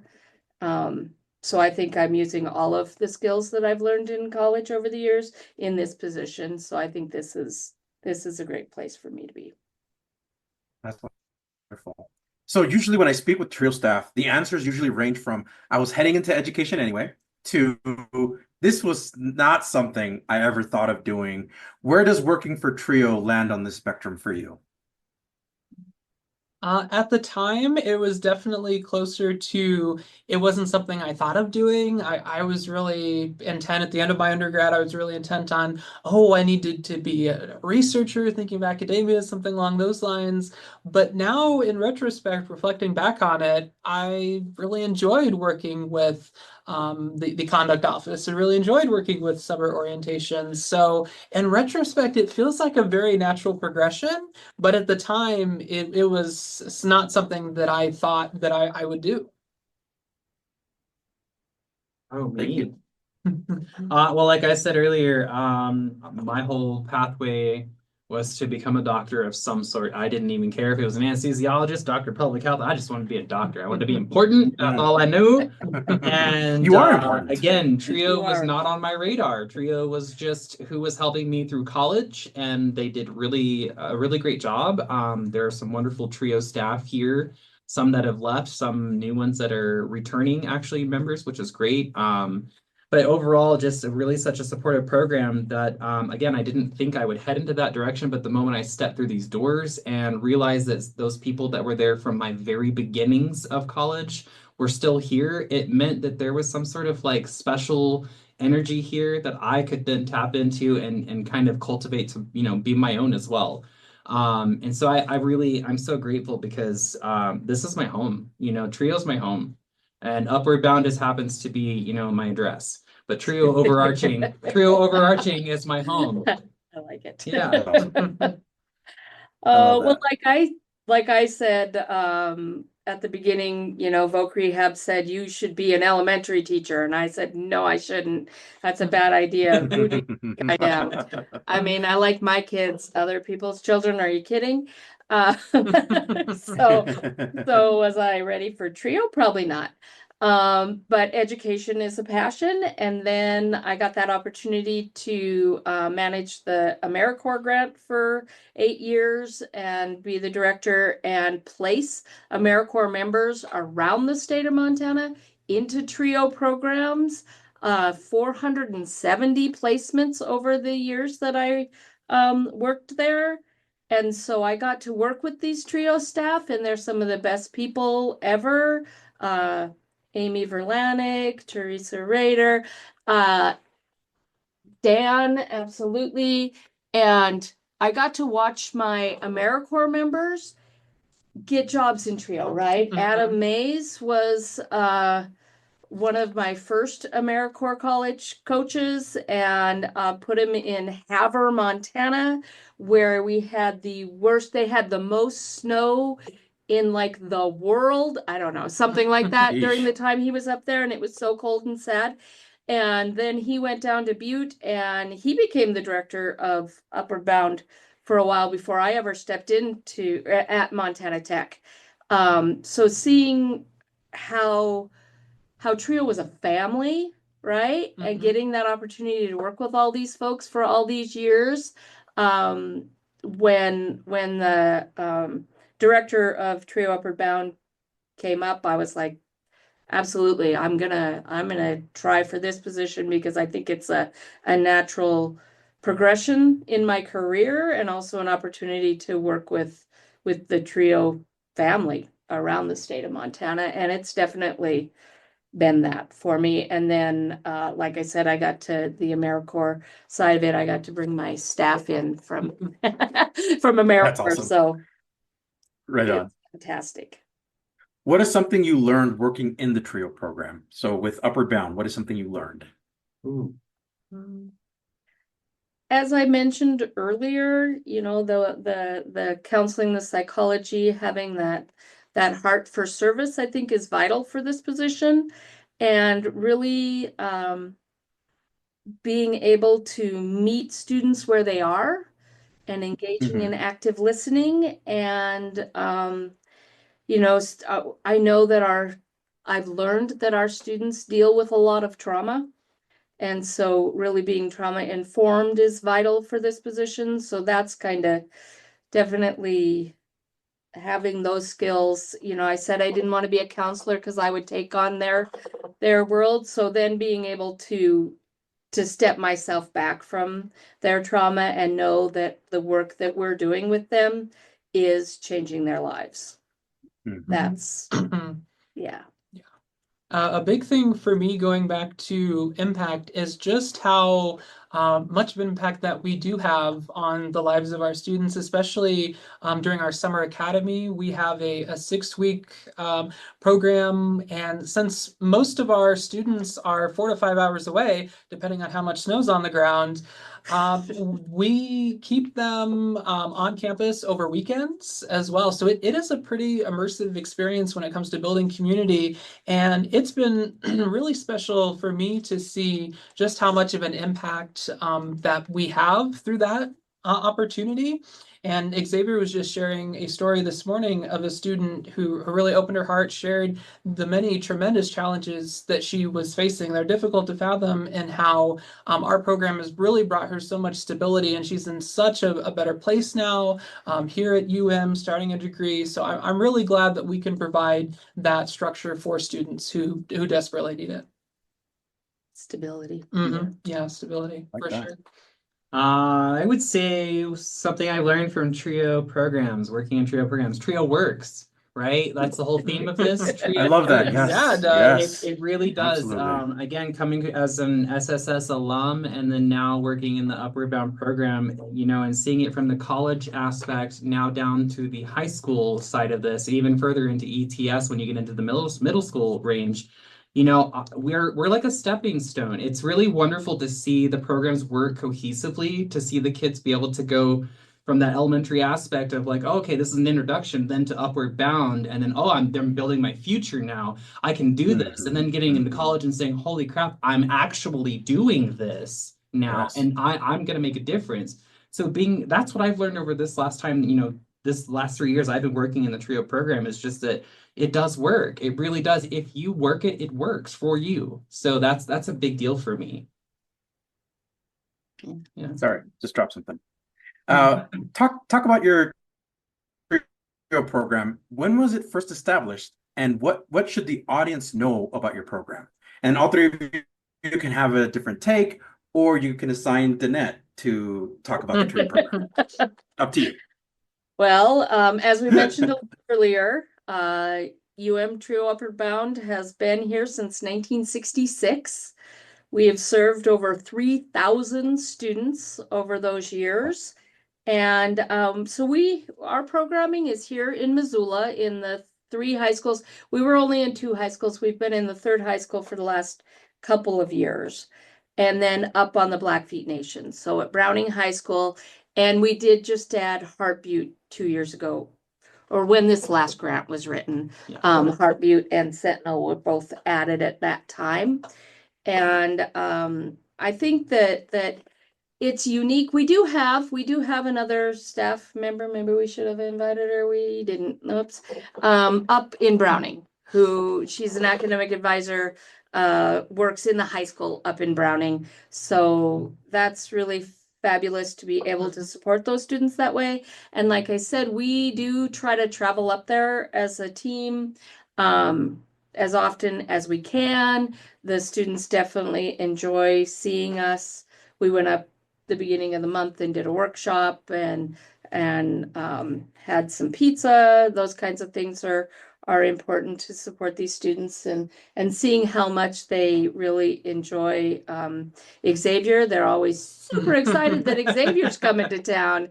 I'm That like, is well, awesome. what about me?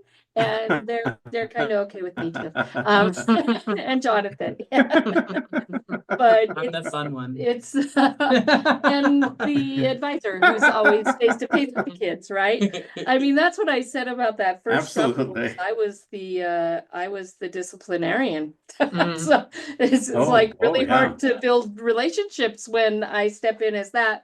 So I changed up some things for this last summer, and it was less of that, right? We really decided that we wanted to meet the students where they were, right? Mhm. Instead of having a very strict, they had a strikes and balls or Strikes and some fouls. fouls. And kids were always in trouble the first summer because they had this very rigid behavioral plan. And I was like, I started during the summer saying, there's got to be a better way to do this.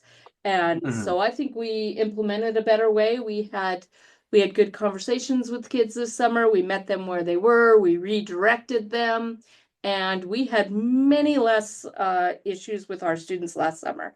So I think, I don't know how that's not telling you about our program, is it? Sure it is. Yeah, it is. It's part of it. Well, and the other really great thing was that we got a lot of opportunities to do experiential learning and very STEM focused last summer. We got an external grant we had one from OPI, which was the ESSER funds. So that was the COVID funds that have been now they're gone now, but we had those Mhm. funds, and then the Unite STEM grant as well, which really allowed us that opportunity. We got to travel to Montana State University, to a nanotechnology conference, and to Yellowstone National Park. And we got to go up to the biostation on Flathead Lake. So we really got to do a lot more experiential learning. We went to the sculpture garden up by Lincoln and to Garnet Ghost Town, which was quite fantastic. So a lot more travel and stuff this last summer than we were able to do because we had some external grants. What else do we want the audience to know about our programming? Our students are incredible. Mhm. They're incredible. Absolutely. They're dealing with a lot in their lives, and they still come back all the time and want to be engaged. And I think that's awesome. fabulous. Mhm. What Xavier and else? Jonathan, anything else you want to add? I mean, just from my point of view, just being able to see some of these kids, since I'm the one who's been here the longest, as the AmeriCorps volunteer in the beginning, that first summer, I met a lot of these kids that are now graduating and that just graduated last year. And so I met them when they were first entering the program, and to see the transition from then to now, it's such a beautiful thing to be privileged enough to be a part of that experience for them and to be that person that gets to help make some of those decisions with them, and navigate the systems with them. So I would just say yeah, just being able to work with these kids it's just amazing, and to watch them grow. And these kids are resilient. Some of these kids come from, very, very, how would I put it in a really good way?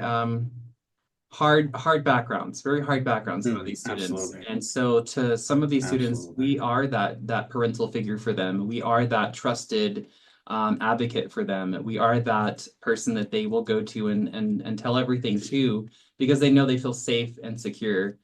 So just being able to have that kind of environment established and cultivated for them, it's really a wonderful thing. Mhm.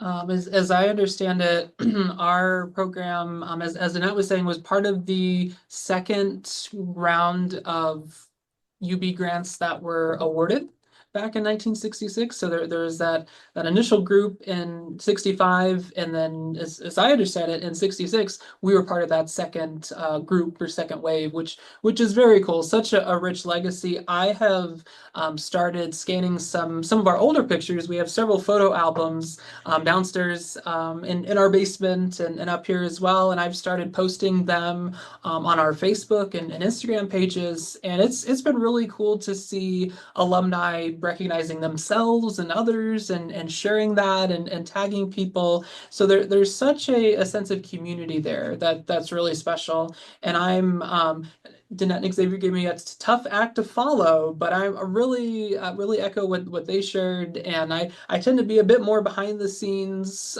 during summer with my reporting and budgeting and such, but still the interactions that I've had with students during the summer are incredibly rewarding. That's awesome. Also, do we want to give a quick shout out to Hannah? I just had to look her up real quick. That was the other staff member that was missing? Yeah, Hannah. Hannah's been here for 3 years, so she was here before I ever got here. And when we do surveys and things, the kids are like, Hannah really helped me to plan for college and find funding to go to college. She's really good with finding scholarships and supporting the students. She gets the great opportunity of being right there in the high school with a classroom. And now they've got a couple of other programs. The Educational Talent Search is in there, and Hopa Mountain. So now there's a whole group of adults in there that are helping students be successful. And Hannah brings a unique aspect. She's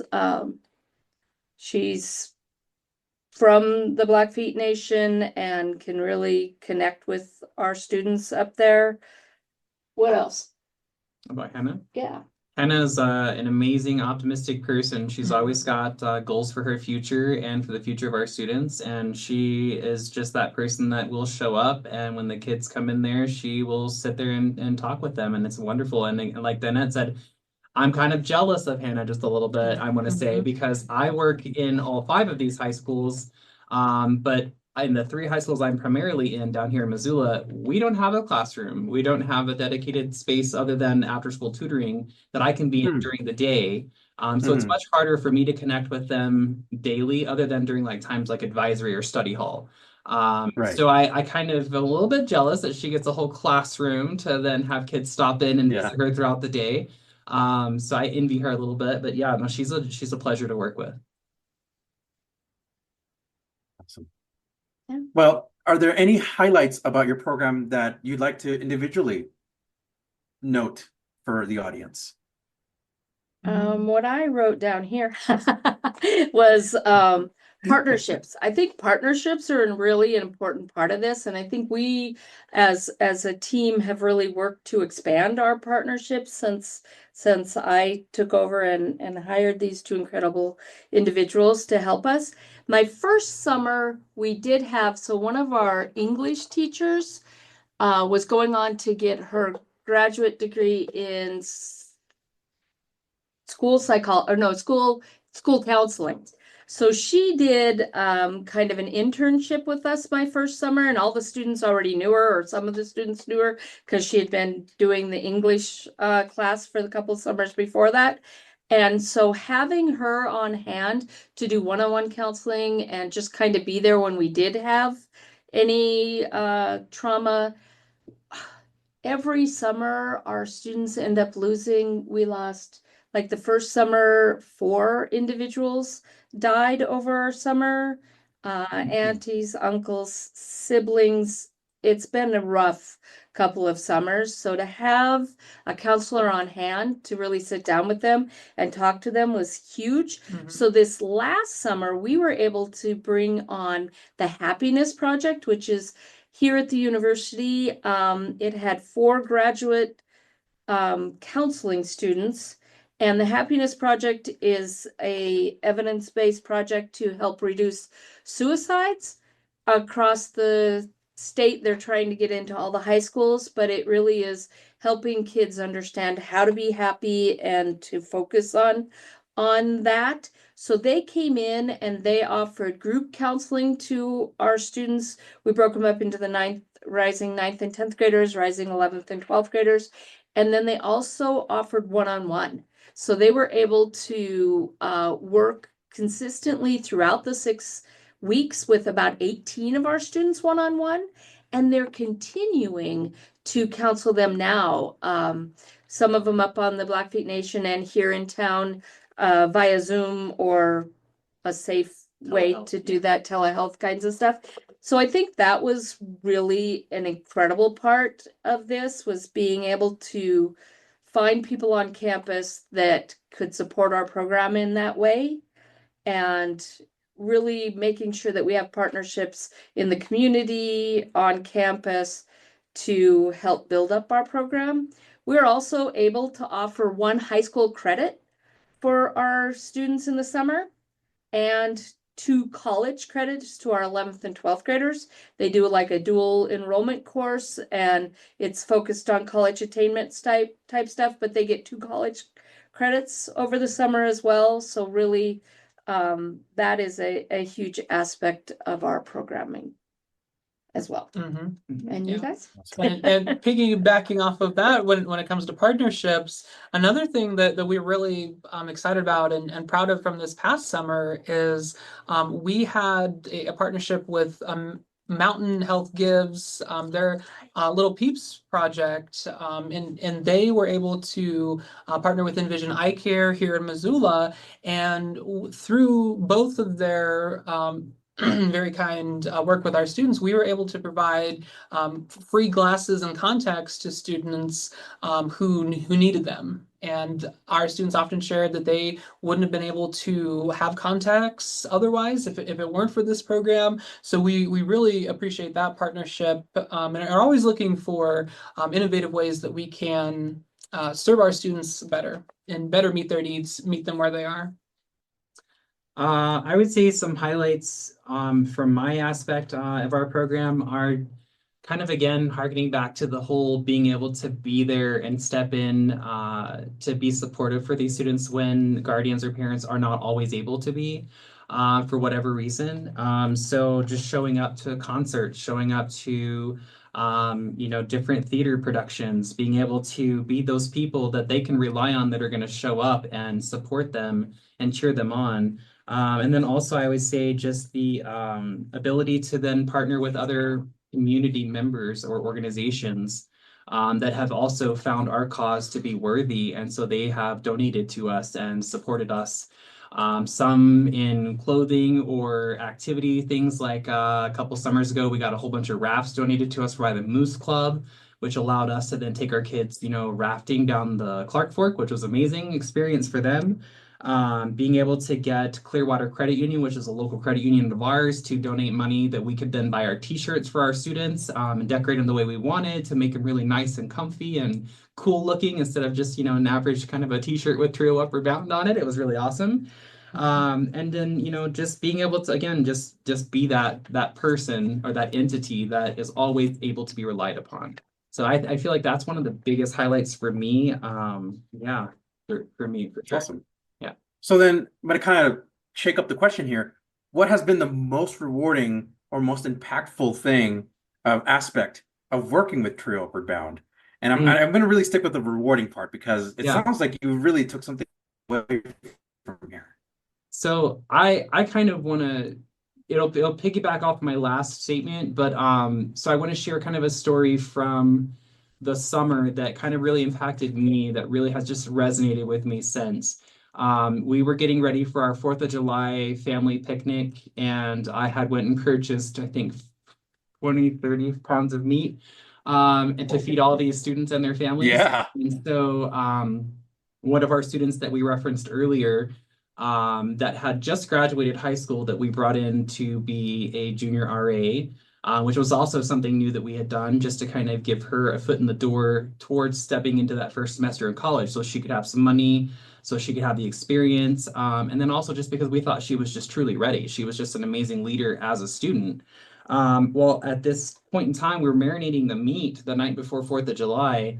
And we had just had just a little conversation, and she had relayed to me that, again, based on her family dynamic and what she kind of grew up with, how she didn't really have a lot of family to rely upon.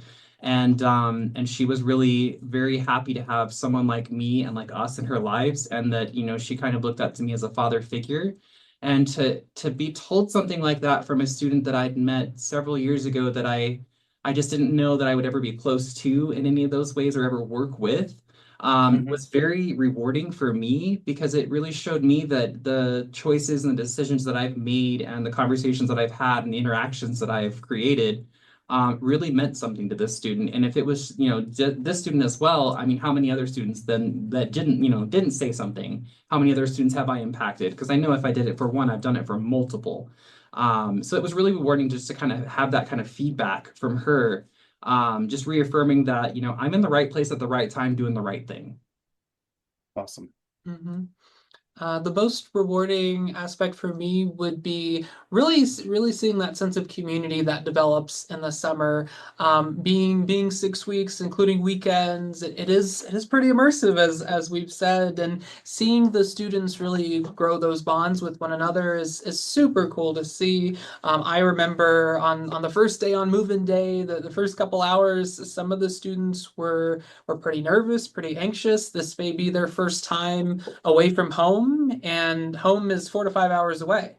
And so there's a lot that they are dealing with in that moment, a lot of nerves, a lot of anxiety. And then to see that transformation from then to the award ceremony at the end of the summer, really seeing how much that community has grown has been really special. One story that I'll share is there was a student who had sadly lost a relative and was clearly very emotional, really struggling in that moment. And the other students and her peers really came to her and said, oh, you should really connect with one of the counselors. And fortunately, one of the counselors was available, and they were able to have a conversation in that moment when she clearly needed to. So it was really impactful for me to see how much that community had grown and how much the students care for one another and want each other to be successful. Most rewarding. Yes. Well, of course, seeing the students find belonging in our program is huge. But That I is think, huge. like I said, my first summer, I actually started full time the first week of summer academy. So that was, an interesting time for me. I didn't get to plan any of it. I just got to jump right into the middle of it. So I didn't really know what my role was. And like I said, there was a lot of strict discipline. All right. And so I tried to play along with that idea. And so I think that those opportunities where I did get to spend time one-on-one with students and have them start to see me as somebody who could support them, right? Like this summer, I'll ride with Dannette. That's huge, right? Because last summer I felt like I was, very stand off, didn't really know what I was doing. They didn't know what to expect from me. But this summer that I'll ride with Dannette and wanting to be with me and listening to music and hooking their phones to my car, all that kind of stuff. Really fantastic. And then That's huge. the opportunities to really the times that I get to do one-on-one is if they are having problems or in trouble at all, or when they need to go see a doctor. So I've taken a lot of kids. The first summer there was 14 trips to the ER. Last summer it was less than that. But last summer we did have a student who had a seizure, and then we found out she had a brain tumor, and that has been she's had surgery. She's doing fabulous. We just saw her recently, but Xavier and I got to be right there while she learned that she had a brain tumor. So just knowing that we're there for them and supporting them, I think is huge. But yeah, I know that's weird, but yeah. And then seeing her again and having her be so excited to tell us how great she's doing and how the surgery went and everything. I mean, it's rewarding and difficult and heart-wrenching all at the same time.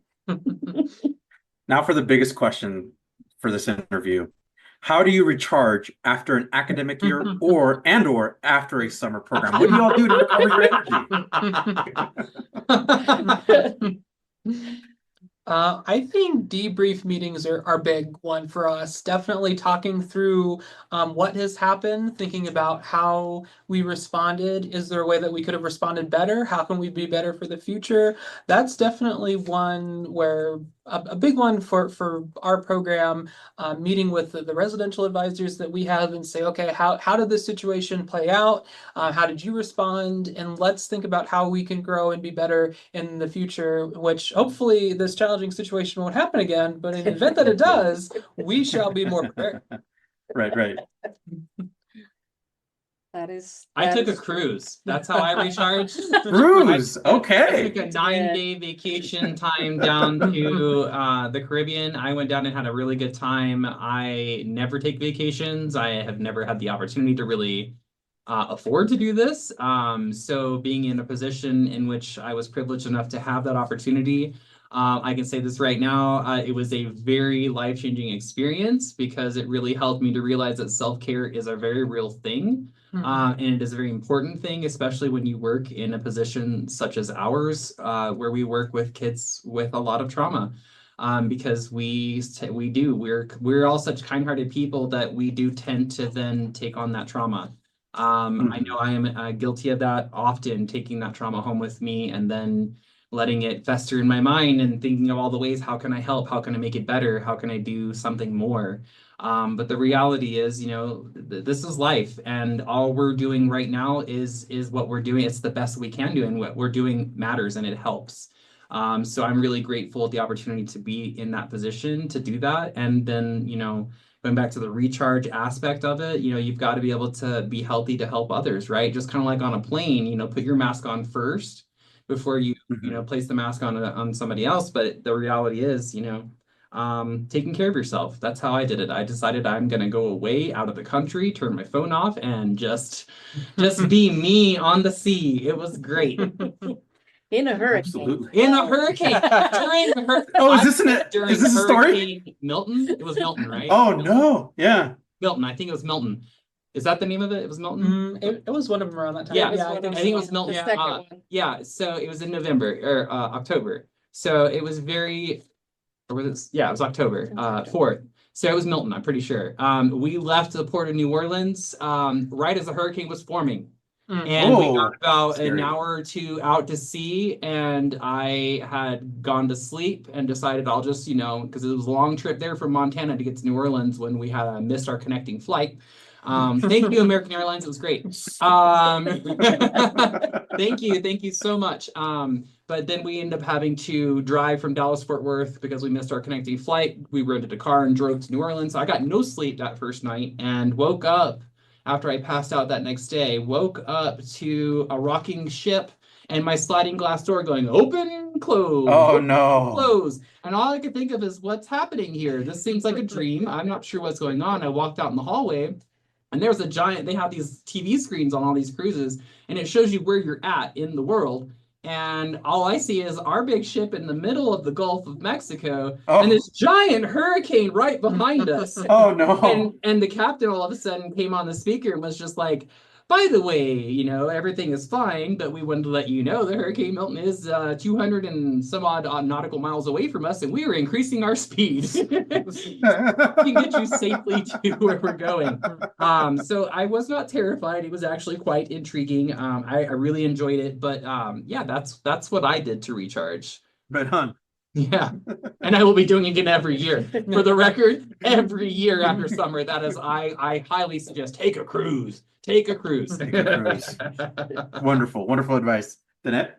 I think for me, I focus on my family and my grandkids. My sister was up here this summer, so really trying to spend more time with them. My sister, it lives down in Florida now, so that hurricane tried to get her while she was down there, but she didn't get to be out of the way of it. But then, we got to do a lot of traveling. So going back up to the sculpture garden. I'm like, oh, you guys have got to see this sculpture garden, and bringing them out there. And we need to go to Garnet Ghost Town as well. So just kind of finding a way to connect with my family and do some fun things in Montana. That's awesome. All right. So another big question for the three of you. Chemistry is in a team is very important for morale and for support. How do you all maintain a strong team bond and a supportive environment for your staff and for your students? Well, I think Jonathan said a lot of it is that debriefing too, right? And Yeah. it doesn't just happen after summer academy. It happens throughout summer academy. It happens every day. We sit down together and talk about what's happening with our students and how we can do better. So I think that's important. I think, again, you know, that AmeriCorps service and the heart of service that all of us have, that service mindset is really important. And then we just make sure that we're having a good time and spending some time together and taking care of each other. Yeah. Summer comes to mind for me with this question. We have a week-long training for our residential advisors each summer, because we really want them to build connections and build that relationship with one another as well. So they feel really close with one another, and they feel like they can trust one another as well. So that's something that we really emphasize. And then something else that comes to mind is how for our the evenings in the summer, each of our RAs can bring their own skills, their own interests, and have their own club night. And so we had one RA this past summer who's really into gaming, and so his club night revolved around gaming, and several of our students were also big gamers. He was able to have them participate in a meet here on campus, which was a really cool experience for them. UM has recently just opened a beautiful new esports space in our university center, and is really increasing the investment there, which is really cool. So I would say that is the biggest thing, just really building that positive environment. Let's lean on one another's interests and skills and talents. How can we grow as a team? How can we better serve the students? That's awesome. I completely agree with Jonathan with all of that. And to piggyback on that, just kind of, you know, just having that mindset of, you know, we are a team, we are a family, and just making sure that we're there to listen and then also to act. Because we all have our own individual goals, but we also have a team goal and a focus, and just making sure that we're all able to bring our skills to the table and, you know, communicate consistently and do a lot of our team building together. We attend trainings together. Anytime we travel, we pretty much travel together. We're a very small office. You know, there's only 3 of us in our office. Hannah's up in the Blackfeet Nation. So it's a lot easier for us in this office to do team building. And so we do that regularly. That is something we pride ourselves on.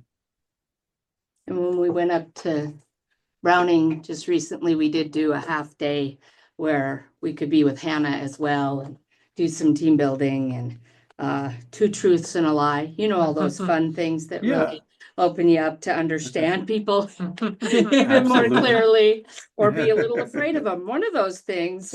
But yeah. Yeah. How can, if someone was interested in working with Upward Bound or any of the TRIO programs, how can they build the resume to do that? AmeriCorps service. AmeriCorps, nice This plug. is I like an the plug. AmeriCorps I wish commercial. AmeriCorps would sponsor the podcast. You said we were talking trio, but it looks like we're talking AmeriCorps way more. Service, right? Working with youth, right? Working with youth, Yeah. working with college students, working with college attainment type things is very important, I think. Absolutely. You know, while you're in college, being a tutor or being a Residential advisor. advisor, those kinds of things are definitely really good when we're looking for our RAs in the summertime. Finding resident advisors, those kinds of things are important for the program. So I think that and a passion for working with kids and an understanding that it's not easy work, but it's important. Making sure they're trauma informed. Trauma and Trauma informed, big time. It's big fun. so somebody who's done like social work or psychology or any of that kind of stuff could do really well here. Anybody else want to chime in on that one?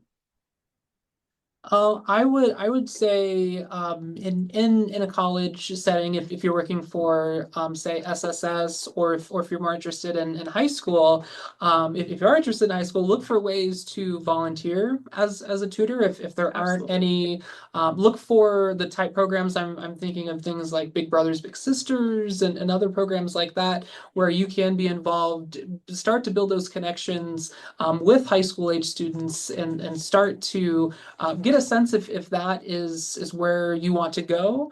And also thinking about like student affairs offices working for housing and dining, orientation, conduct on campus, so you can start to build those connections on a campus, and then also with students to help you better inform your path forward.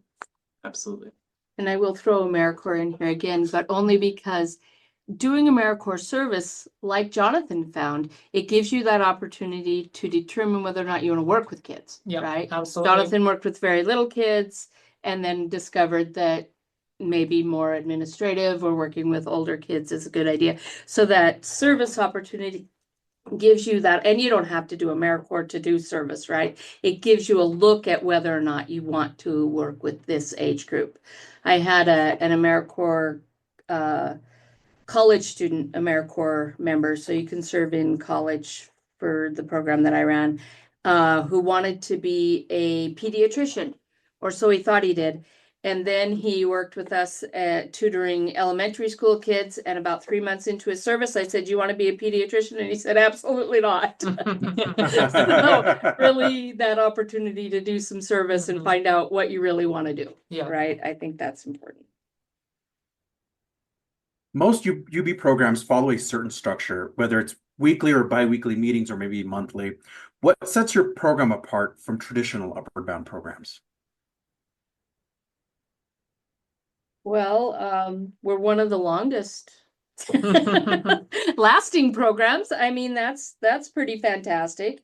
And our summer academy, like we said, is 6 weeks over the weekends as well, because we know that a lot of programs, even in around here, they get to send their, or they send their students home, they send their students home on the weekends. Yeah. And Dannette, I don't mean to interrupt you, but as I understand, the upward bound programs have, at least from what I understand, they've started slowly phasing out the in-residence programs, and you're one of the few that actually have the in-residence program. Yeah. Yeah, wow. So we live right here in Elrod, and I'll tell you the pictures that Jonathan has been pulling together with one of our former Upward Bound students turned RA is now our work study. So again, we just keep pulling them in and keeping them around. And our summer RAs were also AmeriCorps members. So I'm just saying.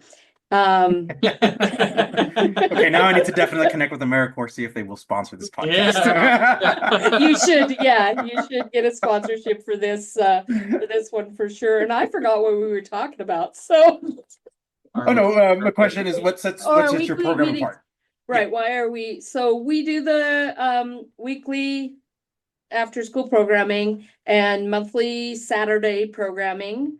And then like Xavier said, I think what's really unique is that we understand that some of our students don't have the same supports at home as many other students would. So Jonathan and Xavier do a really great job of showing up to graduations, showing up for concerts, showing up for one of our students is going to be singing the national anthem at a basketball game soon, right?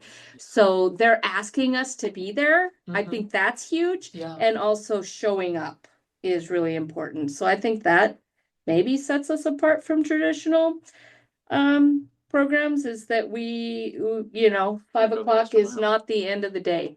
But we do want to make sure that we have a work-life balance. So we go on cruises. With hurricanes that are In right. fairness, Okay. in fairness, I invited both of these two on that cruise because it was paid for. Both declined. Both declined. In fairness. I didn't have a passport. Come on. You did not need one for if you're touching back into the same state that you left from, you're good. You don't need a passport. Good to know. Good to know. Our program is also unique in that about 2/3 of our students are from the Blackfeet Nation, and that we are able to support them from so far away. And the legacy around that. And that's all I've got here.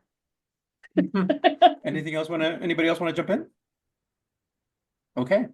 Looking ahead, 5 to 10 years from now, what's next for you? Well, I'm gonna have my doctorate in educational leadership.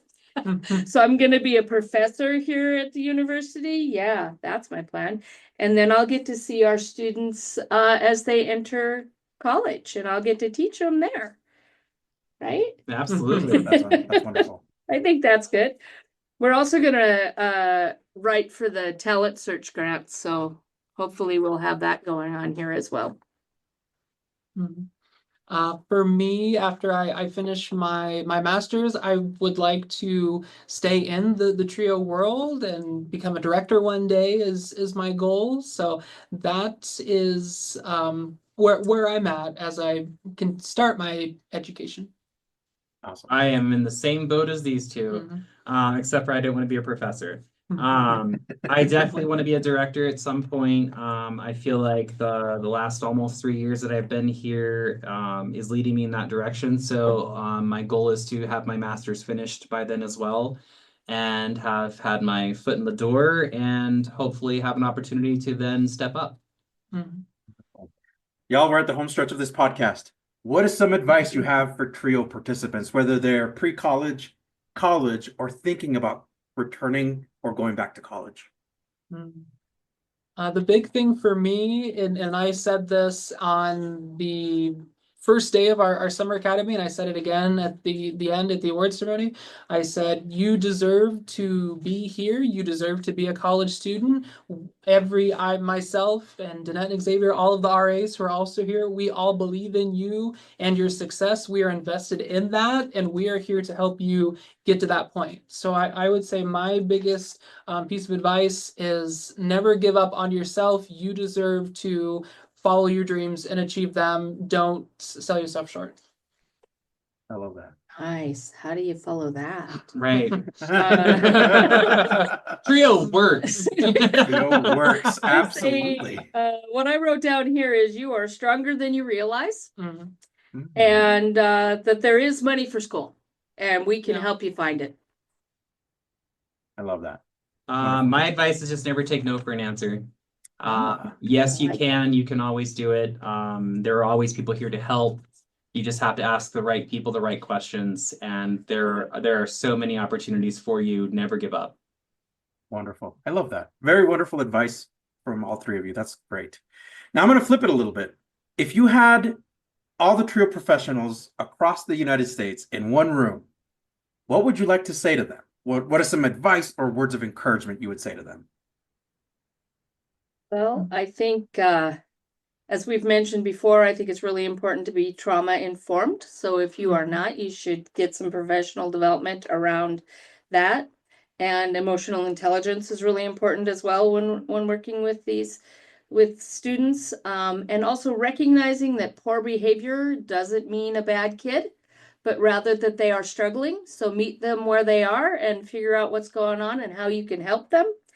And really important to have in your back pocket whenever working with young people is the crisis text line 741-741 or 988. They can text or call 24/7. Somebody is there to help them when the trio staff is not available.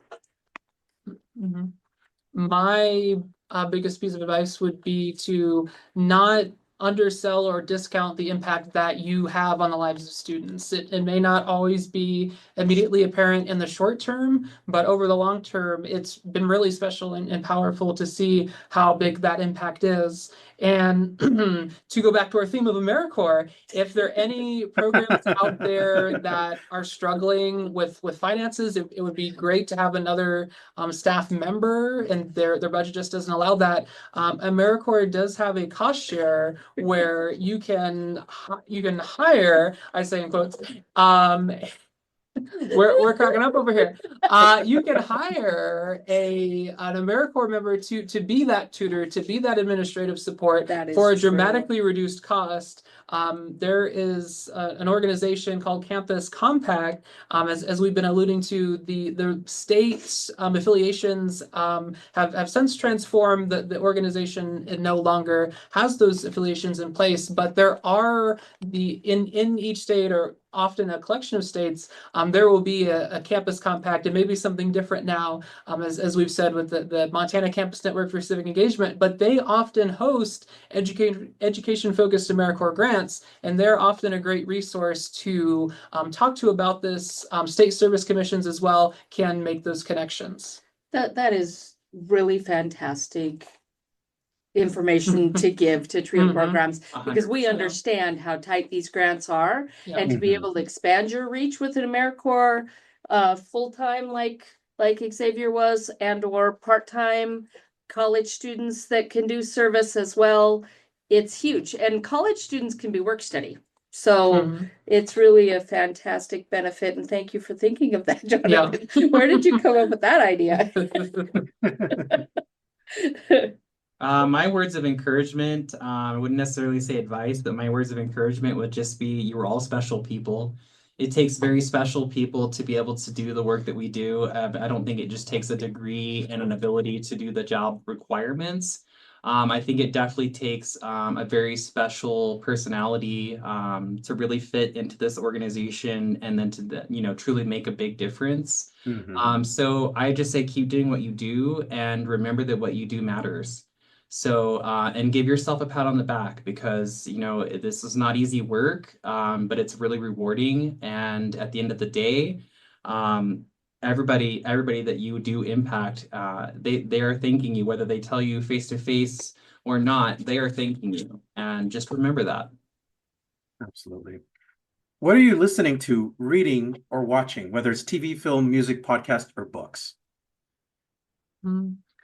One film that's really stayed with me and resonated with me when it comes to this work is Mickey and the Bear. It's a 2019 indie, kind of flew under the radar a bit, but it really speaks to the situations that our students often find themselves in. The character in the movie, played very impressively by Camila Morone, really has a very difficult home life. She's trying to hold her household together nearly single-handedly, and that has just really stayed with me as we hear from our students the challenges, the traumas that they're dealing with, and how in the film she engages with that issue. That's really something that's resonated. I'll also shout out, there is a book that was just published by K.A. Cobell, who's a Blackfeet author. It's called Looking for Smoke, and it is about the missing and murdered Indigenous women and relatives movement. It's a mystery thriller, and it has a bit of a young adult approach, but it's still very rich to the material. So those are two things that I would recommend. Awesome. Thank you. Mine's a little more lighthearted. Okay, I'm just gonna throw that out there. Go for I love that. I love Jonathan's take on things. He's a wonderful human. Mine is I just recently started reading the Throne of Glass series, so I'm on the very first book. Just started. I'm really excited. My partner got me into reading these books, so I'm really excited. The author is Sarah J. Maas. I'm really looking forward to finishing this series. It's a high fantasy series about a corrupt government working. These people are working to free slaves, and there's a lot of magic in it. So, kind of relative to what is happening in the world. And then what I'm watching on TV. We just finished Agatha All Along on Disney. Oh, And wonderful.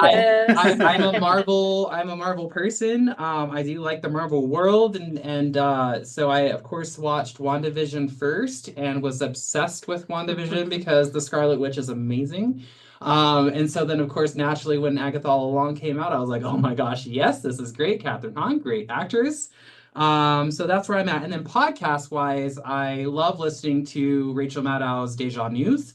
I think she is just so on point and just so interesting to listen to and her take on things. And she really explains it in a way that the average person can really take in.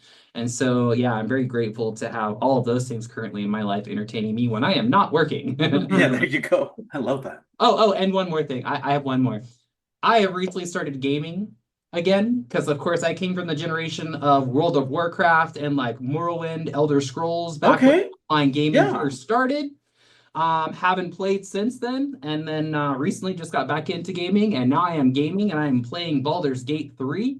It is amazing, and I am at the very last act, and we are so close to beating this game, so I just wanted to plug that. Because it's exciting, and I have spent it. Apparently, we looked yesterday and about 107 hours into this game. We've only had it for a month. I want to put this out there. We've only had it for a month. That's dedication. That is dedication. I'm just saying. So I have found a way to unplug a little bit, sort of. But yes, that's where I'm at. That's me. Xavier and I really quickly. So I'm very much a Marvel fan. So I don't know if you know, and it's my Captain America shirt. Yeah, very I saw much, that. very much a huge Marvel fan. And yeah, my daughter and I were watching Agatha All Along. She was so sucked into the series. We loved it. Wonderful series. And yeah, I started her off on WandaVision. Well, her and my other sons as well. So yeah, I definitely agree with you. I love where Marvel television is really starting to take off in its thing. But I also love the overarching MCU. So I agree with you. And with video games, the last thing I'll say is, so my Baldur's Gate is Legend of Zelda Tears of the Kingdom. That's where I've been stuck. I'm still in the last part of the game that I've not beaten yet because I'm the type of guy that like once I get to the close end, I'm like I'm gonna share this a little bit more. I don't want to finish it just yet. Yeah. So I haven't beaten it. Yeah, that's kind of where I'm at. Just savoring those last pieces. We're kind of just now doing all the side quests instead of the main quest to finish. Now we're like, let's go back and see what's still available. Let's just go expand the storyline a little bit. Yeah, so 100%. Oh man, it's so much fun. It's so much fun. Dannette, what about you? All right, what about me? Well, definitely the Agatha All Along and WandaVision. Those were fantastic. We just realized that today, which is interesting because, like we said, we've known each other forever, and just today we're like, what? So very excited there. Wicked. We actually took our students to Wicked last Saturday. Oh, awesome! That's great. And that was the second time I saw it, and the 12th time for you, or what? Third time for the movie for me, and I saw the play twice. So very much a Wicked fan. So yeah, Wicked fan for sure. And this other thing I put down here was the Pink concert. So Pink came to town. Oh, nice. And all three of us purchased tickets for Pink like way before Summer Academy ever happened. But that was part of our getting past the difficultness of summer was we all got to go to the Pink concert. That is awesome. Yeah, and while we were at the Pink concert, our students and some of our, we have a Friends of UB board, and they do fundraising to give scholarships to our students, to our seniors. So that's another unique thing about us. We have a UB board that does scholarships every year. And one of the ways that they make money is they do concessions at concerts. So they were doing concessions at the concert during Pink, and one of our students was there volunteering as well to help us get those scholarships. So I think that's pretty fantastic. And then I do enjoy that Rachel Maddow podcast that you introduced me to on our trip to Browning. But I think my new podcast that I'm really excited to start listening to is Let's Talk Trio. Oh, I love the plug. I loved it. Thank you, Dannette. That was a beautiful plug. Look at that. And I just want to throw out there at the Pink concert, I was in the front row and I got to shake Sheryl Crow's hand I have it on my What? app. That's awesome. To throw that out there. It was amazing. I grew up with Sheryl Crow and Pink. I mean, I am a child of the 80s and 90s, so I'm sorry, that was the most amazing concert I have ever been to. I've been to many. Snoop Dogg came to town like 7 or 8 years ago, and I went to that concert here, and that was great. The Warren G tour, it was great. Don't get me wrong.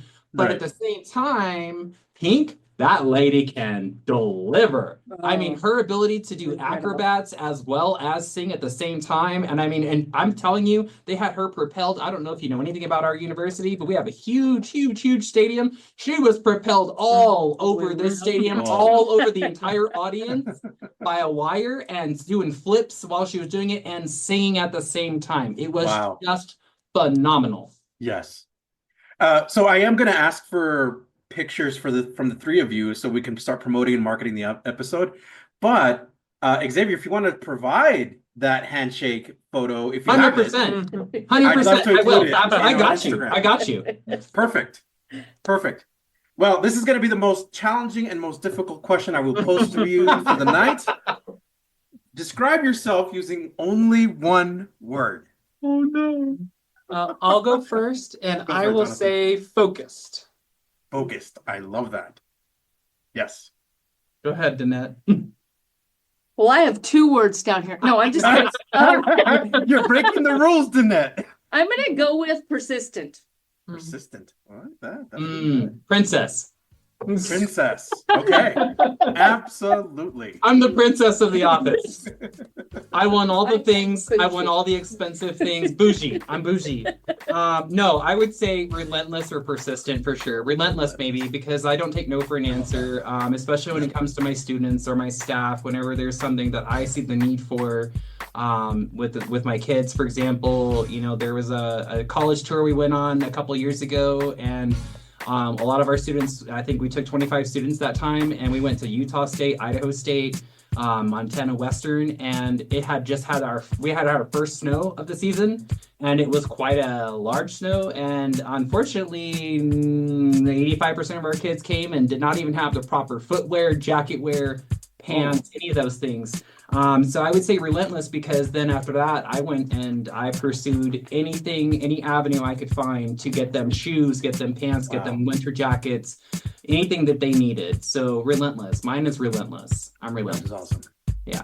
Well, the University of Montana Trio Upward Bound program staff, thank you all so much for being on this podcast. Thank you for sharing your stories. And you are definitely a model of an Upward Bound program and an Upward Bound staff. So I appreciate you all sharing a bit of your time tonight. Thank you. Thank you for having us. We really appreciate you bringing us on here. Absolutely. So we have a tradition on the Let's Talk Trio podcast where we have the guest sign off. We are at the end, y'all. Do you care to do the honors? Absolutely. Yeah. So, hi. This is Dannette Fadness, she, her, hers. I'm a graduate of the University of Providence, Great Falls. Hi, this is Jonathan Carter, and I'm a graduate of Purdue University. Hi, this is Xavier Xtravaganza, and I'm a graduate of the University of Montana. Trio works. Are you a participant, alum, or staff of a TRIO program? Do you want your program highlighted? You or your program could be featured in an upcoming episode of Let's Talk Trio. Get a hold of us by going to our Facebook page or Instagram and send us a direct message. Search for Let's Talk Trio. We want to get your story to the public. You just heard from our guests, the Trio Upward Bound staff at the University of Montana in Missoula. Thank you to Xavier, Jonathan, and Dannette for being on the podcast and for sharing your trio journeys. Remember, if you would like to be on the Let's Talk Trio podcast or know a staff, advocate, participant, or alumni, send us an email at letstalktrio@gmail.com. That email again is letstalktrio@gmail.com. A heartfelt thanks to our individual supporters, Angelica Vialpando, Dr. Jamie Motley, Dr. Ryan Barone, Dr. Jeff Nepute, Angelica Valdez, Rosario Riley, Felicia Rivera, Eric LaMaster, Jeff Kahlden, and Jaded Electronics. Thank you to our corporate sponsors, TrioJoblist.com, Nosotros Education Center, The Trio Store, powered by Proforma. Visit www.thetriostore.com, your source for Trio Graduation Stoles, and Student Access. Thank you all so much for your continued support of this podcast. You too can be a sponsor of the Let's Talk Trio podcast in one of three ways. Become a monthly patron on Patreon. Our base level starts at $1 a month. Become a corporate sponsor by placing an ad on the podcast. Contact us for details. Become a supporter with a one-time donation to the podcast PayPal account. Our business handle is @Let'sTalkTrio. I'd like to take a moment to thank our honorary members of the Let's Talk Trio podcast, Roderick Chambers, Tony Ho, Scott Kendall, and Susan Cramp. The Let's Talk Trio podcast team is John Russell, audio engineer, music producer and composer, and post-production editor. Amelia Castaneda, script supervisor, marketing manager, social media manager, and producer. Juan Rivas, executive producer and host. Be sure to follow the Let's Talk Trio podcast on Facebook, Instagram, and YouTube. This episode was recorded Thursday, December 19th, 2024. Thank you all so much for listening, and we will catch you on the next episode.